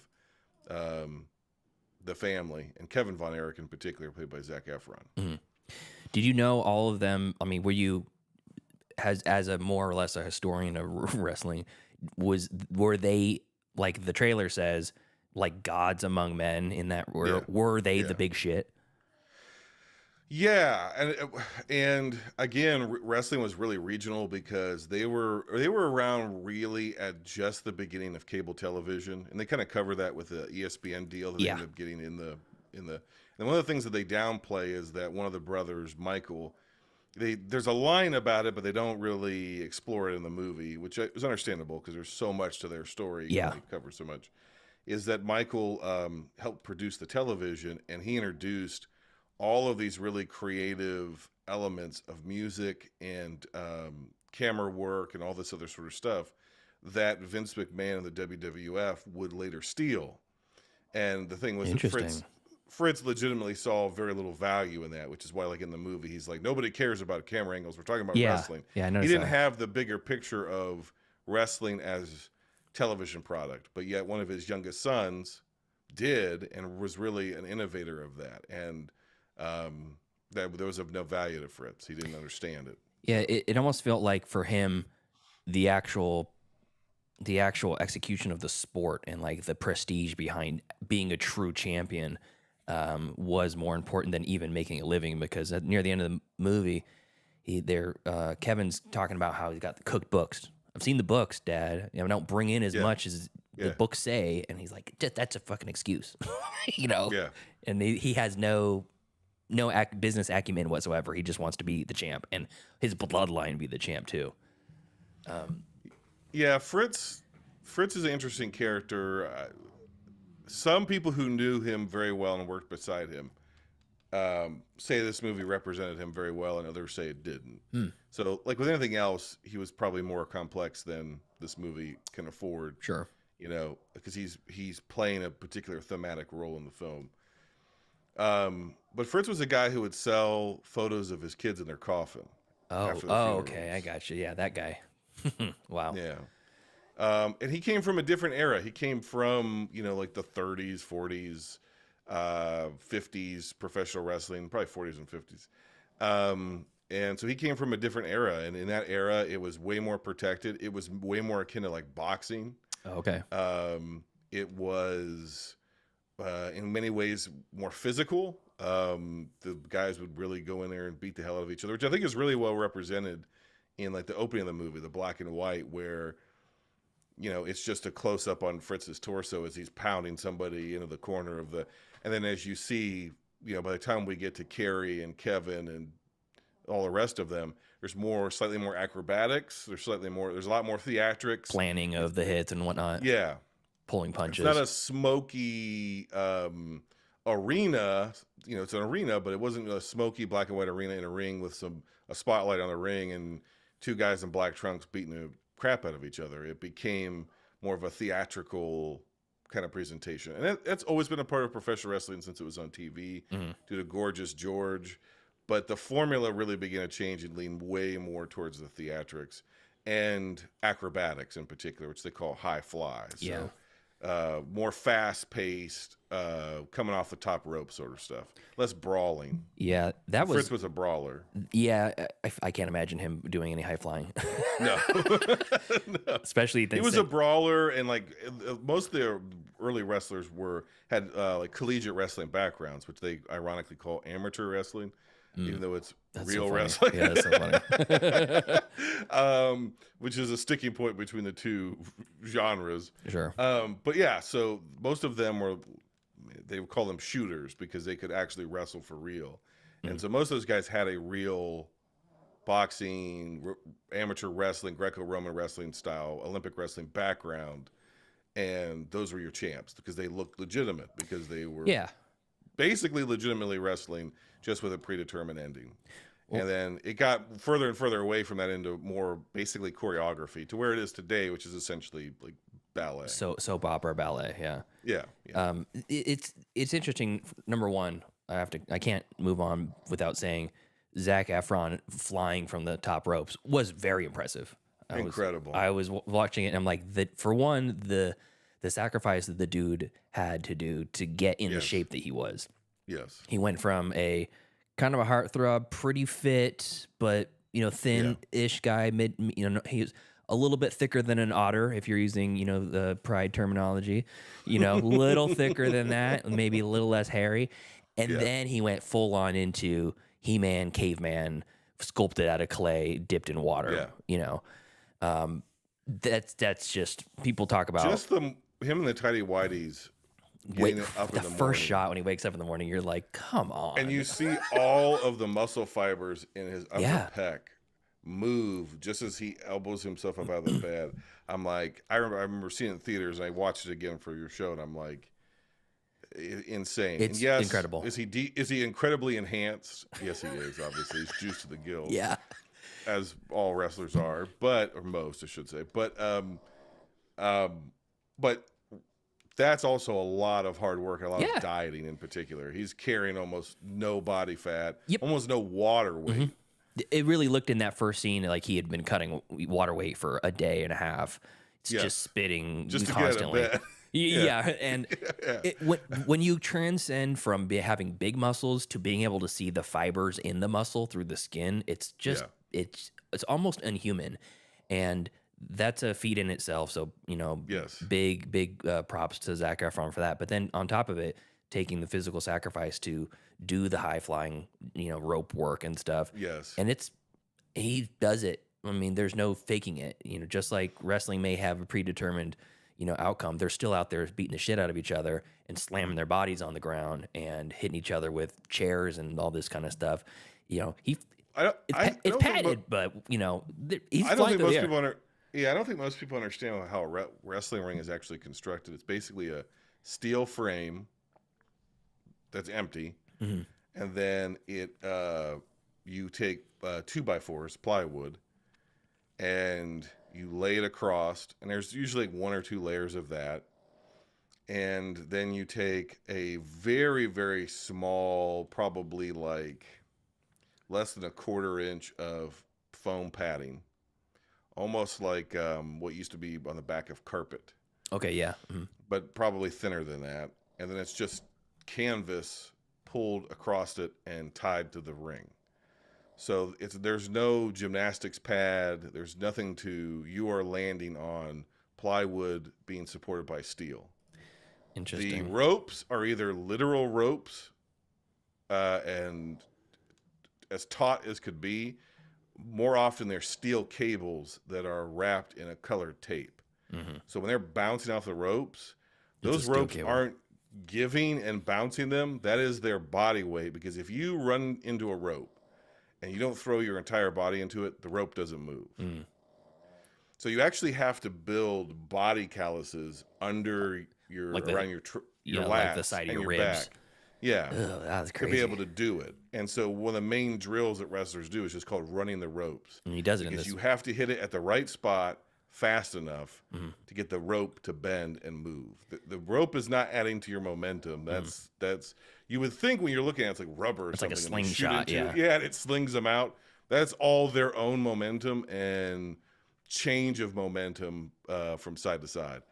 And so just that alone would beat the crap out of your body. So for an actor to be like, I'm going to train with Chavo Guerrero, who is the son of Chavo Classic, is what we call him, as a Mexican wrestler, famous Guerrero family. And I'm going to do most of this stuff, and all the guys involved, we're going to do most of this stuff ourselves, unless it's just, we'd break our necks if we did it. And that's pretty much what everyone involved did. They did as much of their own wrestling work as possible. Yeah, and it shows. I mean, that none of it feels phony or fake. And no. It's kind of interesting that Fritz would. I like when he finally gets all his sons come together. They do the 3-on-3, and he addresses the crowd after the win, and he's got his fourth, and he's got Mikey up there with him in street clothes, and he addresses the crowd and just says, you know, Kevin. No, it wasn't Kevin. It was going to be Kerry. No, he called out David. He said David is going to be the first Von Erich with the title, world champion, blah, blah, blah. And then it's going to be Kevin, and then it's going to be Kerry, and then Mikey. And Mikey's like, what the fuck? You see the look on his face. He goes, maybe I should hit the gym because I'm kind of a lightweight here. But the idea when he gets the first shot to go, I think he tells Kevin that he has a shot to fight. What's his name? The big dude who addresses the camera and says, "I am the man." What is his name? Talking about Harley Race? Harley Race. That's it. Yeah. When he gets the shot to fight Harley Race, he tells him Kevin what a big deal it is, and he goes, "This is your shot. You know, it's not a title shot, but you're fighting the guy that has the belt, so you can get noticed. And this is the first step to get the title that they took it away from me so many times." And he was going Uncle Rico on him. And the problem was, in my head, if Fritz doesn't realize that they're not going to make a literal Nazi character the world heavyweight champion, it's like, it's the Iron Claw. Isn't he supposed to be like a straight up Nazi? Yes, yeah. Why would they? He took a family name. It was like his mom's maiden name or something, and her grandma's maiden name, and well, because he was a heel, and he was the bad guy in wrestling. And the most popular bad guys in 1950s professional wrestling were either effeminate, fill in your own blanks there, or were foreigners, and in particular Germans, and for obvious reasons. So it was either you're either Japanese. In fact, if somebody was sneak attacked in wrestling, they called it being Pearl Harbored. Wow. Okay. Like on the broadcast, they'd be like, "They Pearl Harbored him." Like it was stoke as much ethnic xenophobia as you possibly could. And usually in a given territory, your main wrestler was whatever the predominant ethnicity was for that region. Interesting. So even if you were in a segregated area, if the majority of your ticket buyers were African American, even if you were a bigot, your champion was black. Because they say there was a term in wrestling: the only color we see is green. Yeah, there you go. And so if you were in the Northeast, that's why you had someone like Bruno Sammartino, who was the world heavyweight champion for like 10 years in Madison Square Garden, because you're in New York where all of these Italian Americans are. So you want Bruno Sammartino to be your champion. What was always strange to me is when Fritz comes off the road and does world-class championship wrestling, all of the kids and himself just maintain this name Von Erich, which is, like to your point, is basically like Victor Von Doom. It's like a cartoonish, like German name. Adolf von Nazis. Right, but they're like they're literally, and in the world of wrestling, all American Southern rock boys, like Pretty Boy, all American. I didn't even make that connection, or I should say the separation. I didn't put that together. That's so. And I don't think anybody else did either, because and that's how. To answer your first question, that's how big they were. That nobody gave a shit that their last name was Von Erich and was like, wait, that doesn't sound American to me. They embraced them as like, this is what Texas is. Yeah. They embody the spirit of Texas. Yeah. Can you imagine that today, of somebody being like, whatever, Johnny non-binary. Yeah. Being like, yeah, that guy. All American pie. All American. I drove the Chevy Del Texas Levy. man, yeah. That's right. Yeah. Flying out with my pride flag right next to my Confederate flag. It just wouldn't work, but that's how popular they were. Yeah. That's really interesting. I mean, the thing that I thought was really kind of surprising is when, I should say telling, he's in the diner with Lily James, who is just a vision in this. Absolutely. Oh my God. Just a cupcake. She's so sweet, gorgeous. If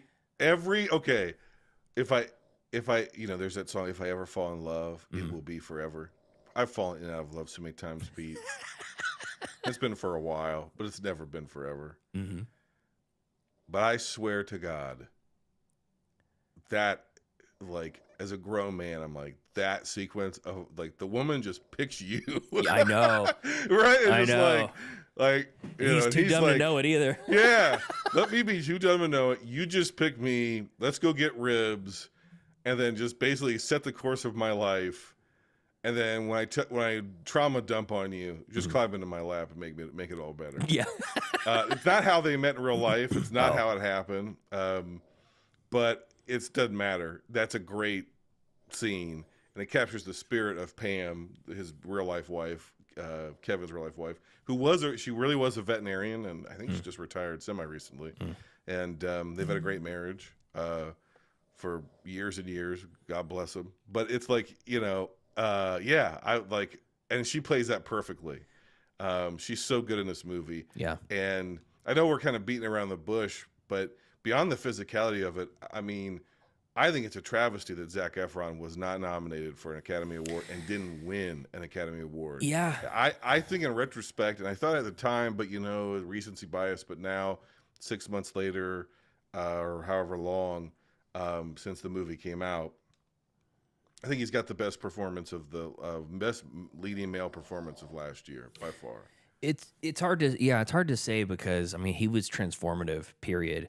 And there's a physical aspect, the physical transformation, the preparation leading up to it aspect, and then just his character's range of emotions. He goes from almost a manipulated simpleton at the beginning, where it's just like, okay, Daddy, I'll do whatever you want, Daddy, and you see the cogs twisting and the puzzle pieces falling in place for him to realize, well, why David? I'm the one, and and there's so many very small nuanced reactions. Oh my God! You're right on the money with that, because the script, I'm all in script brain right now for obvious reasons, and I'm just going. They communicate so much with a simple line of dialogue and literally just where the emphasis is on the syllable. Like after he goes berserk on Flair, which never quite happened, but that's fine. I was just speaking of Kevin and Fritz and Carrie. This is after Carrie's accident, are in the locker room, and Flair comes in and is like, I thought you were kind of a softie, but blah, blah, blah. By the way, the worst part of this movie is Ric Flair. Everything about that guy, the way he looks, the way he talks, the way he woos is terrible. It's the one It's hard. bad It's so part of hard. this movie. He's so iconic. No one's going to be able to nail that. 100%, but that guy's terrible. Okay. And anyway, so, because Harley's not even... He looks like Harley, kind of. He doesn't sound anything like Harley. And Harley had a very specific way of talking, but it still works. Okay. Anyway, it's the way that he says, like, Ric Flair doesn't give a shit that this guy just went off on him in the ring because it made the match good. But Fritz still gives a shit. Mm-hmm. And it's the way he says to Carrie, he goes, "Come on, son." And Zac Efron as Kevin just sort of eventually just like, he's just sitting there and just kind of scoffs, just starts chuckling to himself. Because the implication is, you're not my son. This is my son. Yeah. Because he does what I tell him to do. And there's so many lines like that. I mean, Moira Tierney has a bunch of lines like that of like, oh, I need a new dress. That's a very efficient way of saying, I've worn this dress to the last 3 funerals, right? Yeah. And we don't get a whole speech like Steel Magnolias. We get, she can't go to the funeral because I need a new dress. Yeah. And then Lily James, nobody cares. Pam, nobody cares. We're all just here for you. And it's not about that. It's about the fact that she's been wearing this dress to death. And Correct. The thing that's really wild about this movie is, you can tell me about this because you're thinking in this like 3-act structure is traditional, right? It doesn't feel to me like it's got a 3-act structure. It feels like the second act just gets going and then they just pull the e-brake and the rest is just downhill. It's like tragedy after tragedy after tragedy. You don't even get to recover from it. You're like, oh my gosh, he lost his leg. That's crazy. You know, literally like less than 5 minutes of the runtime of the movie after David dies. Yeah. And then immediately the next accident happens. And then immediately the suicide. And you're just like, holy fuck, give me a chance to breathe. And that's, I mean, well, they did because they got rid of another brother's death. That's the craziest part. They cut a lot of tragedy out of the movie because otherwise structurally it wouldn't work. I don't think So people wouldn't believe it. Well, we gotta let them breathe a little bit because otherwise, and it has continued with other Von Erichs. That's really. So, yeah. Oh, that's really sad. You know, Brianna and I were watching it. We watched this twice. We watched it once when it hit streaming, and then once for the show, just like yesterday. And she looked at me when we were done to go, I never really believed about family curses until this, but now I believe it. I think there is a curse, a Von Erich curse. If anybody's ever had one, I do think it's them. And something I noticed this time I didn't so much notice the first time, because there's almost especially for me, there's a lot to take in, and there's a part of my brain that's going, okay, are they going to get this right? The whole time. And this time I already knew where the soft spots were, I guess. It kind of carries through, but it's especially true at the beginning. That when we transition from the black and white footage to color, and we're up into the 70s and early 80s, it almost looks like documentary sports footage from that time. The grain is a little bit different, and we get that wide tracking shot of Kevin running. The first in the morning, right? He tries to get David up to run. David doesn't want to run, and he's out there running, and the voiceover kicks in, and it looks like you're watching like Pumping Iron from Schwarzenegger. Like it has that same kind of verite quality to it. And the movie actually very slowly transitions in and out of a more documentary style and a more cinematic style, and it does it seamlessly. And I think the effect of that is it gives this whole movie this sort of dreamlike quality, right? Where it doesn't feel like a sports drama, even though that's what it is. Yeah. It kind of feels like memories. It feels like it has this sort of etherealness to it in a way. And then the other thing is, the thing I noticed is that the Fritz character, Holt, Holt McCallany. Yeah, McCallany. They give him a lot of clunky dialogue. Yeah. Because it's always his job to explain to the normies in the audience who aren't sickos like me what wrestling is, for the most part, right? And how much he structures the family. He correct. You all know that the rankings are, Kevin's favorite. Correct. Like, yeah, okay, you got it. And he says it just like that. Like, you all know that I have my favorites, but the rankings can change. And so he's constantly has to explain what the rules of the NWA are and who gets title shots and how it worked in the family. And on the page, that's not a well-written character, and that's not a good character, right? He's a one-note character who's kind of an asshole the entire time, and who doesn't really seem to give a shit about his wife and kids because all he cares about is his own glory. And all he says is exposition for the most part. Yeah, he's the exposition stand-in. But that performance is by choosing to make everything Fritz says be didactic.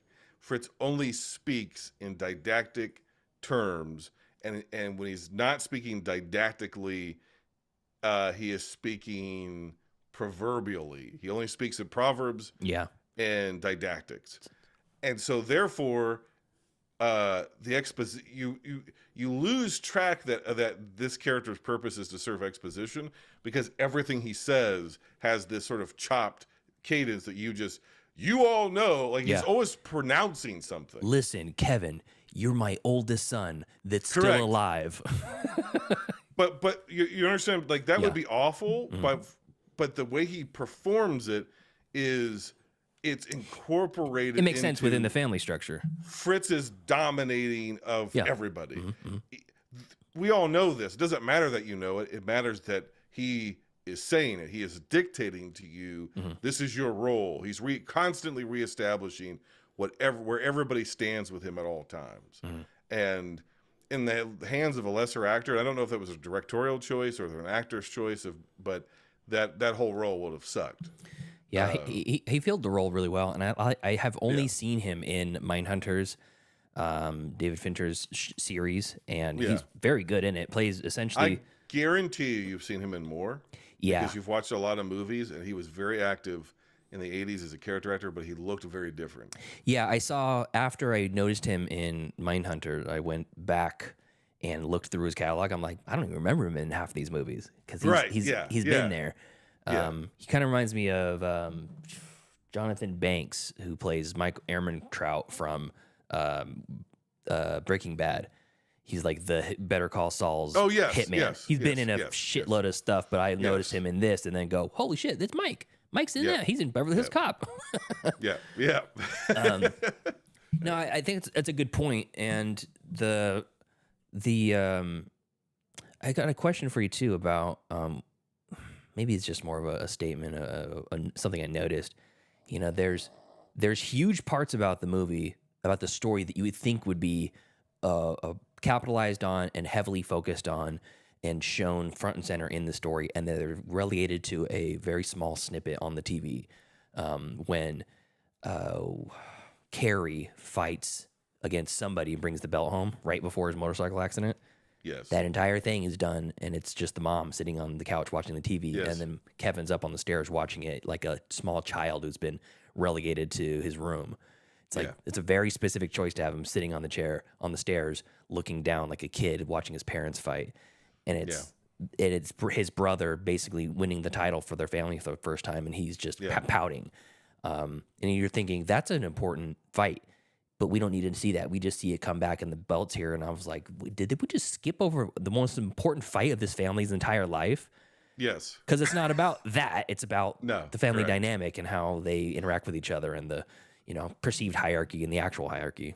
It's also smart on that two fronts. One, it keeps the it signals to you as the audience member of like, this movie's not about wrestling. This is what it's really about. So we're going to stick with what it's really about, which is like you said, the dynamics between these people.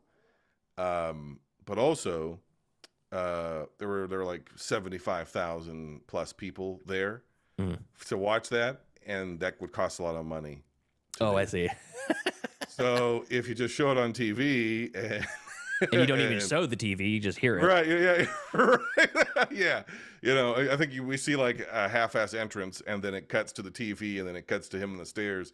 Then we don't have to. That's the whatever $20 million of CGI work to fill out a stadium, Texas Stadium. We don't have to do it. So budget on this movie only just a hair under 16 million. Yeah. Gross 45. Not bad. So what you'd have to do is again, this is just where my brain is. You have to go to the screenplay and go, what was written, or did they see an opportunity out of and go, well, we can't film that because that's too expensive, but it actually serves the story better that we don't. Yeah, here's our chance to pivot. Yeah. No. I know you have a hard out here coming pretty soon. Do you have any specific scenes that you want to call out that make this an Oscar-winning movie that was a shame that it was passed up? I mean, the whole movie, but three that come to mind. One we already talked about, which is the diner scene, which again is just all exposition, because they do this really. Now, this I think is written like this on purpose. It's very smart in that because we see two little boys at the beginning of the movie in black and white.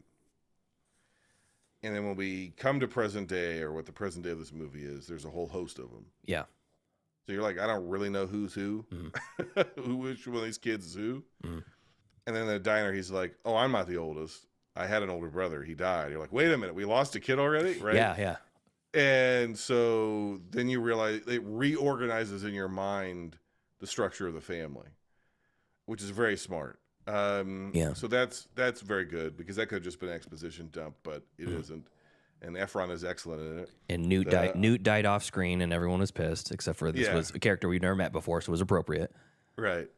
The second one is, in the hands of a lesser movie, the entire concept would be stupid, but it is Carrie joining his brothers in ostensibly heaven. Oh God, great scene. And then that could go wrong. That would go wrong 9 times out of 10. Yeah, it could look like a parody of Happy Gilmore looking at Chubbs up in heaven, you know. Yes.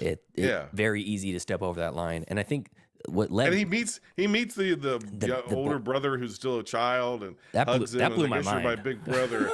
And it's like that would just go wrong so many times, but it doesn't. Even the way they talk to each other, he's like, "Oh, hey brother, hey brother." Yeah. You know, and you're like, that could be so bad.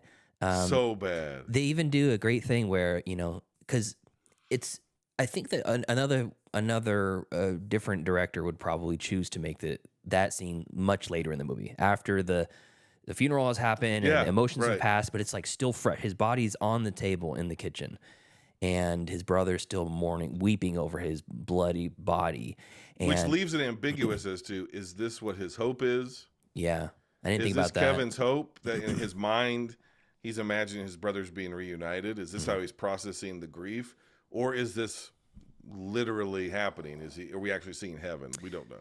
Yeah, and for the first time I watched it, I'm like, this is a flashback? I kind of thought this was going to show how he got the gun and went out to the tree, because he's wearing the same clothes. And then I saw the spot under the shirt, and I'm like, what is that? And Brianna goes, that's his gunshot. His clothes are healed, but he's dead. I'm like, motherfucker. And goes to the boat. And I'm like, oh, they're going to Bilbo Baggins this guy across over to the Greyhaven. Yep. And I'm going to say a really personal thing. You know, I have a close friend who's lost his grandmother recently, and I went to the funeral. And a lot of times you go to funerals and you see people at a wedding you get, you know, Corinthians 11 or whatever it is. It's like, oh, love is gentle, love is kind, love is this and that. And it's like, okay, that's what you say at a wedding. At a funeral, a lot of times you get these this is by the book, this is how, you know, we're going to read the passage of the Bible that talks about eternal life and all this kind of stuff. And it's impactful, but sometimes it feels like it's not super meaningful, you know, or personal, I should say. Yeah. So my friend, he read a eulogy for his grandmother, and he read a poem that was so beautiful to me. And it was about watching one of your loved ones sail away on a boat. And you're like, they're leaving the shore and they're sailing away. And at some point, they'll be gone. I'll never see them again. But for me, it's a departure, and I'm saying goodbye. But what we don't see is on the other side, there's people welcoming them. And they're saying, welcome, you're here now. And I was like, in the moment, emotionally crushed, gutted. And then I watched the movie the first time before that funeral, and then I watched it again just last night after the funeral, and I was like, that was all of that together combined was just like emotions rushing through me. Oh yeah, and you're given this whiplash from the emotional heartbreak and the tearing apart of just what he's 60 feet away, could have stopped him. Saw the door open. So much just on the edge. It's like you were on the edge of being able to save him, and you couldn't. And it wasn't his fault, but he's going to make his fault. And then now it's the dad. There's just so much wrapped up in there. And then you just smash cut. All that heartache is gone. There, he's on the boat. He goes, sees the brothers. And then it comes back, and he's just staring at his body, weeping. And you're just like, fuck me. That's the emotional gamut that I want to get from a movie, to like pull my heart out and force me to feel things that I don't want to feel in real life. So it was. Well, that's beautifully shared. On the back of that, the same thing is the third and final one would be, you know, with his kids. Yeah. Oh yes. Immediately after that. Mm-hmm. Yeah. And he's like, well, I used to be a brother and now I'm not anymore, you know? And the whole thing where it's like, well, men don't cry. And I was like, what do you? And the kids are like, what do you mean? We cry all the time, Dad. Yeah, that's the You best. can cry. Best line in the whole thing. What are you talking about, Dad? We cry all the time. Yeah, you can cry. Very And he's like, disarming. well, and then the one kid just goes, "Do you?" I mean, it's so perfect because it could be bad, but it's not. He's just like, "Well, do you think you understand why you're sad?" Mm-hmm. And we just watched all the reasons why he's sad. So we know, and he's like, "Well, I used to be a brother, and now," and it's just that's a way of succinctly putting the grief. And I am thinking of this real guy who I don't know him, but who I've seen off and on through years of Kevin. And I'm like, boy, that is like, it just perfectly encapsulates what I've heard Kevin say in interviews. Oh, interesting. And he never said it so succinctly, but that's the spirit, that's the essence. I used to be a brother. Yeah. I used to be we were so, like, the closeness that you see throughout the film is very real. They were that close. They really genuinely were a loving soccer team of brothers. There's so many of them.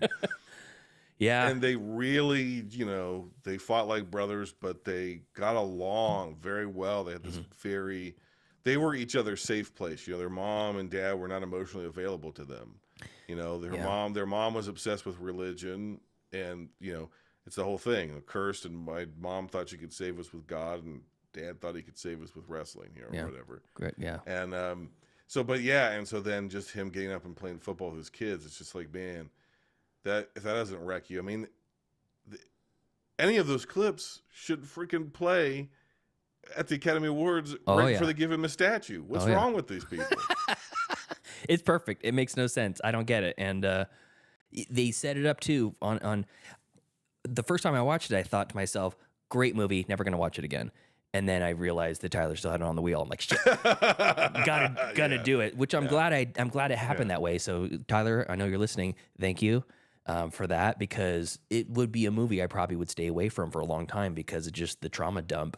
But having seen it a second time, you're watching the life that they show of them, and it's just like a bunch of Texas boys hanging out in the pickup truck, picking up burgers, playing music in the garage, and floating down the river, drinking beers. And I'm like, fuck, that's the life.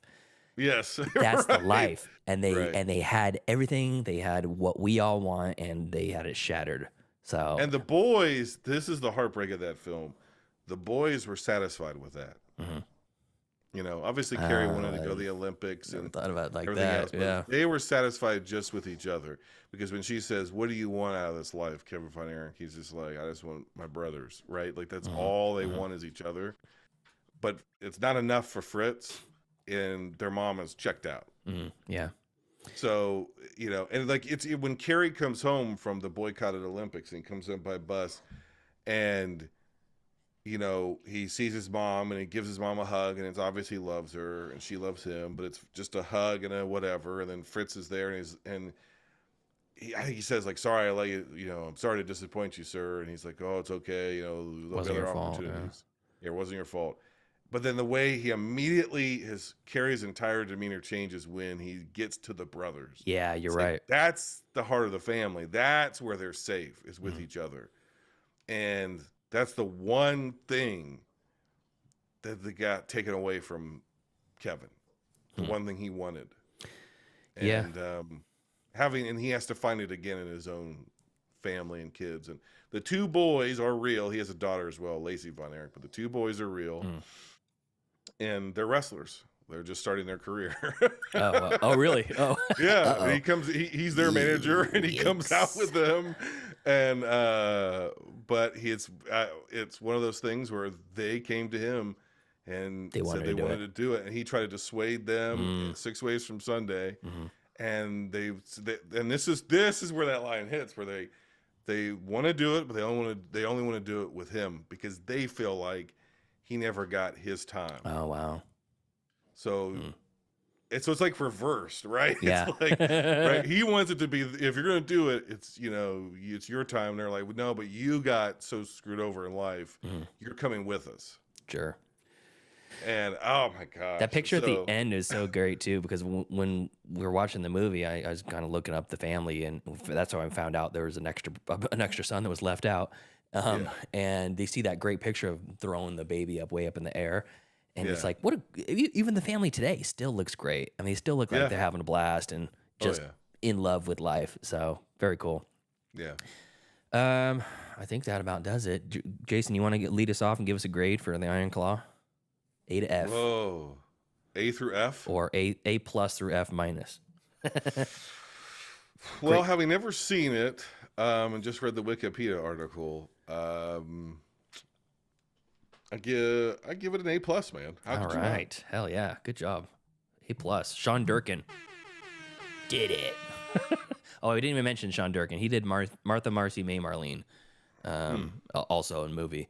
Covered on the show years ago, and it was way better than I thought it was going to be. The name scared me away. Also, the score of this movie is great. I don't know who did it, but it's very good. It stuck out to me this time. Interesting. It didn't land on me. The cinematography was Matthias Erdely. Never heard of him before. He did great. Keanu, not the movie, not the movie with Key and Peele in it. Oh, okay, good. a different.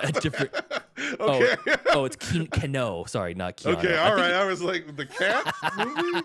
Yeah, it's a bunch of stuff I've never heard before. I think he might be a different nationality because I haven't heard of any of these movies. No.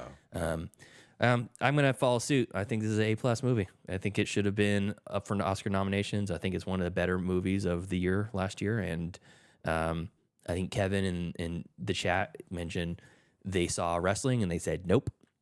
And I think that there might be some credence to that. I mean, the wrestler, Mickey Rourke's The Wrestler, was also very good. I don't know if that got any Oscar nod or not, but I feel like he got nominated. Maybe I wouldn't be surprised. I really enjoyed that movie.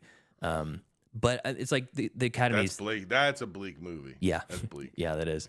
But the Academy sees horror and they're like, no, I'm not going to do anything with it. No horror, no sci-fi, no wrestling. Yeah, unless it's a blockbuster and they award it the best blockbuster bullshit award.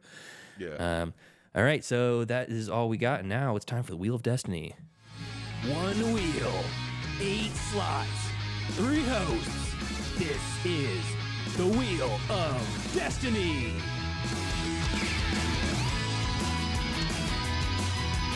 Just spin the wheel, make the wheel.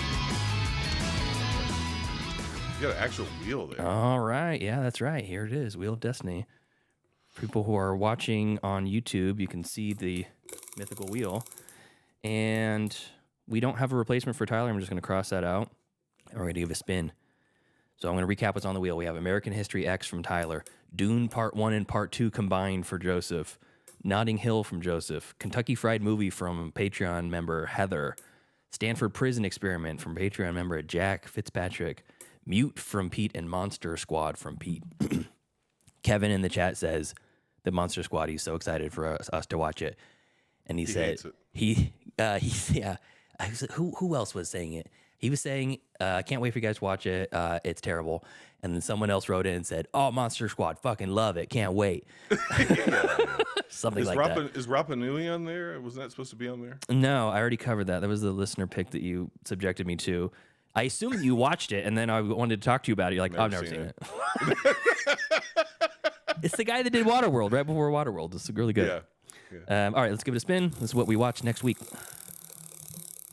And it's going to be all 3 of us, hopefully.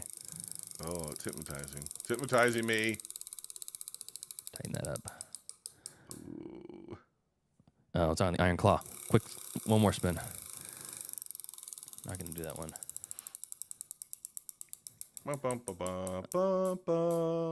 Stanford Prison Experiment from Patreon member Jack.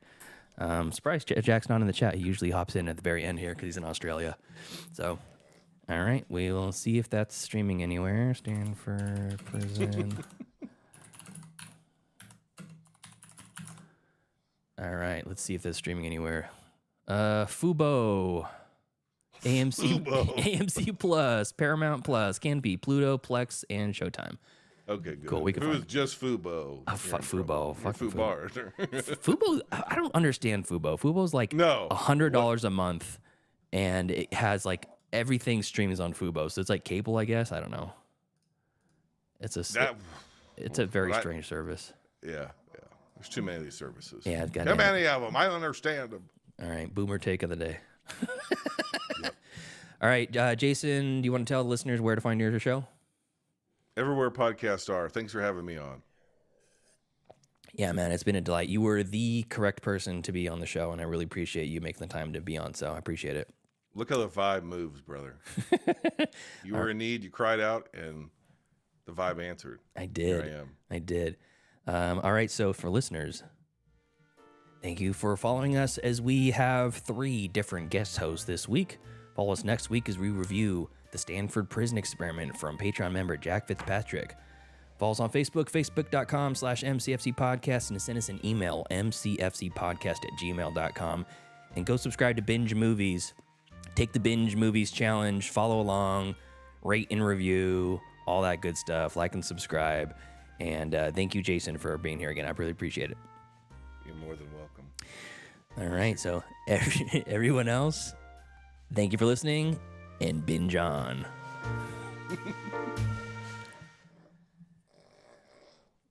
Ew, I wasn't ready for this.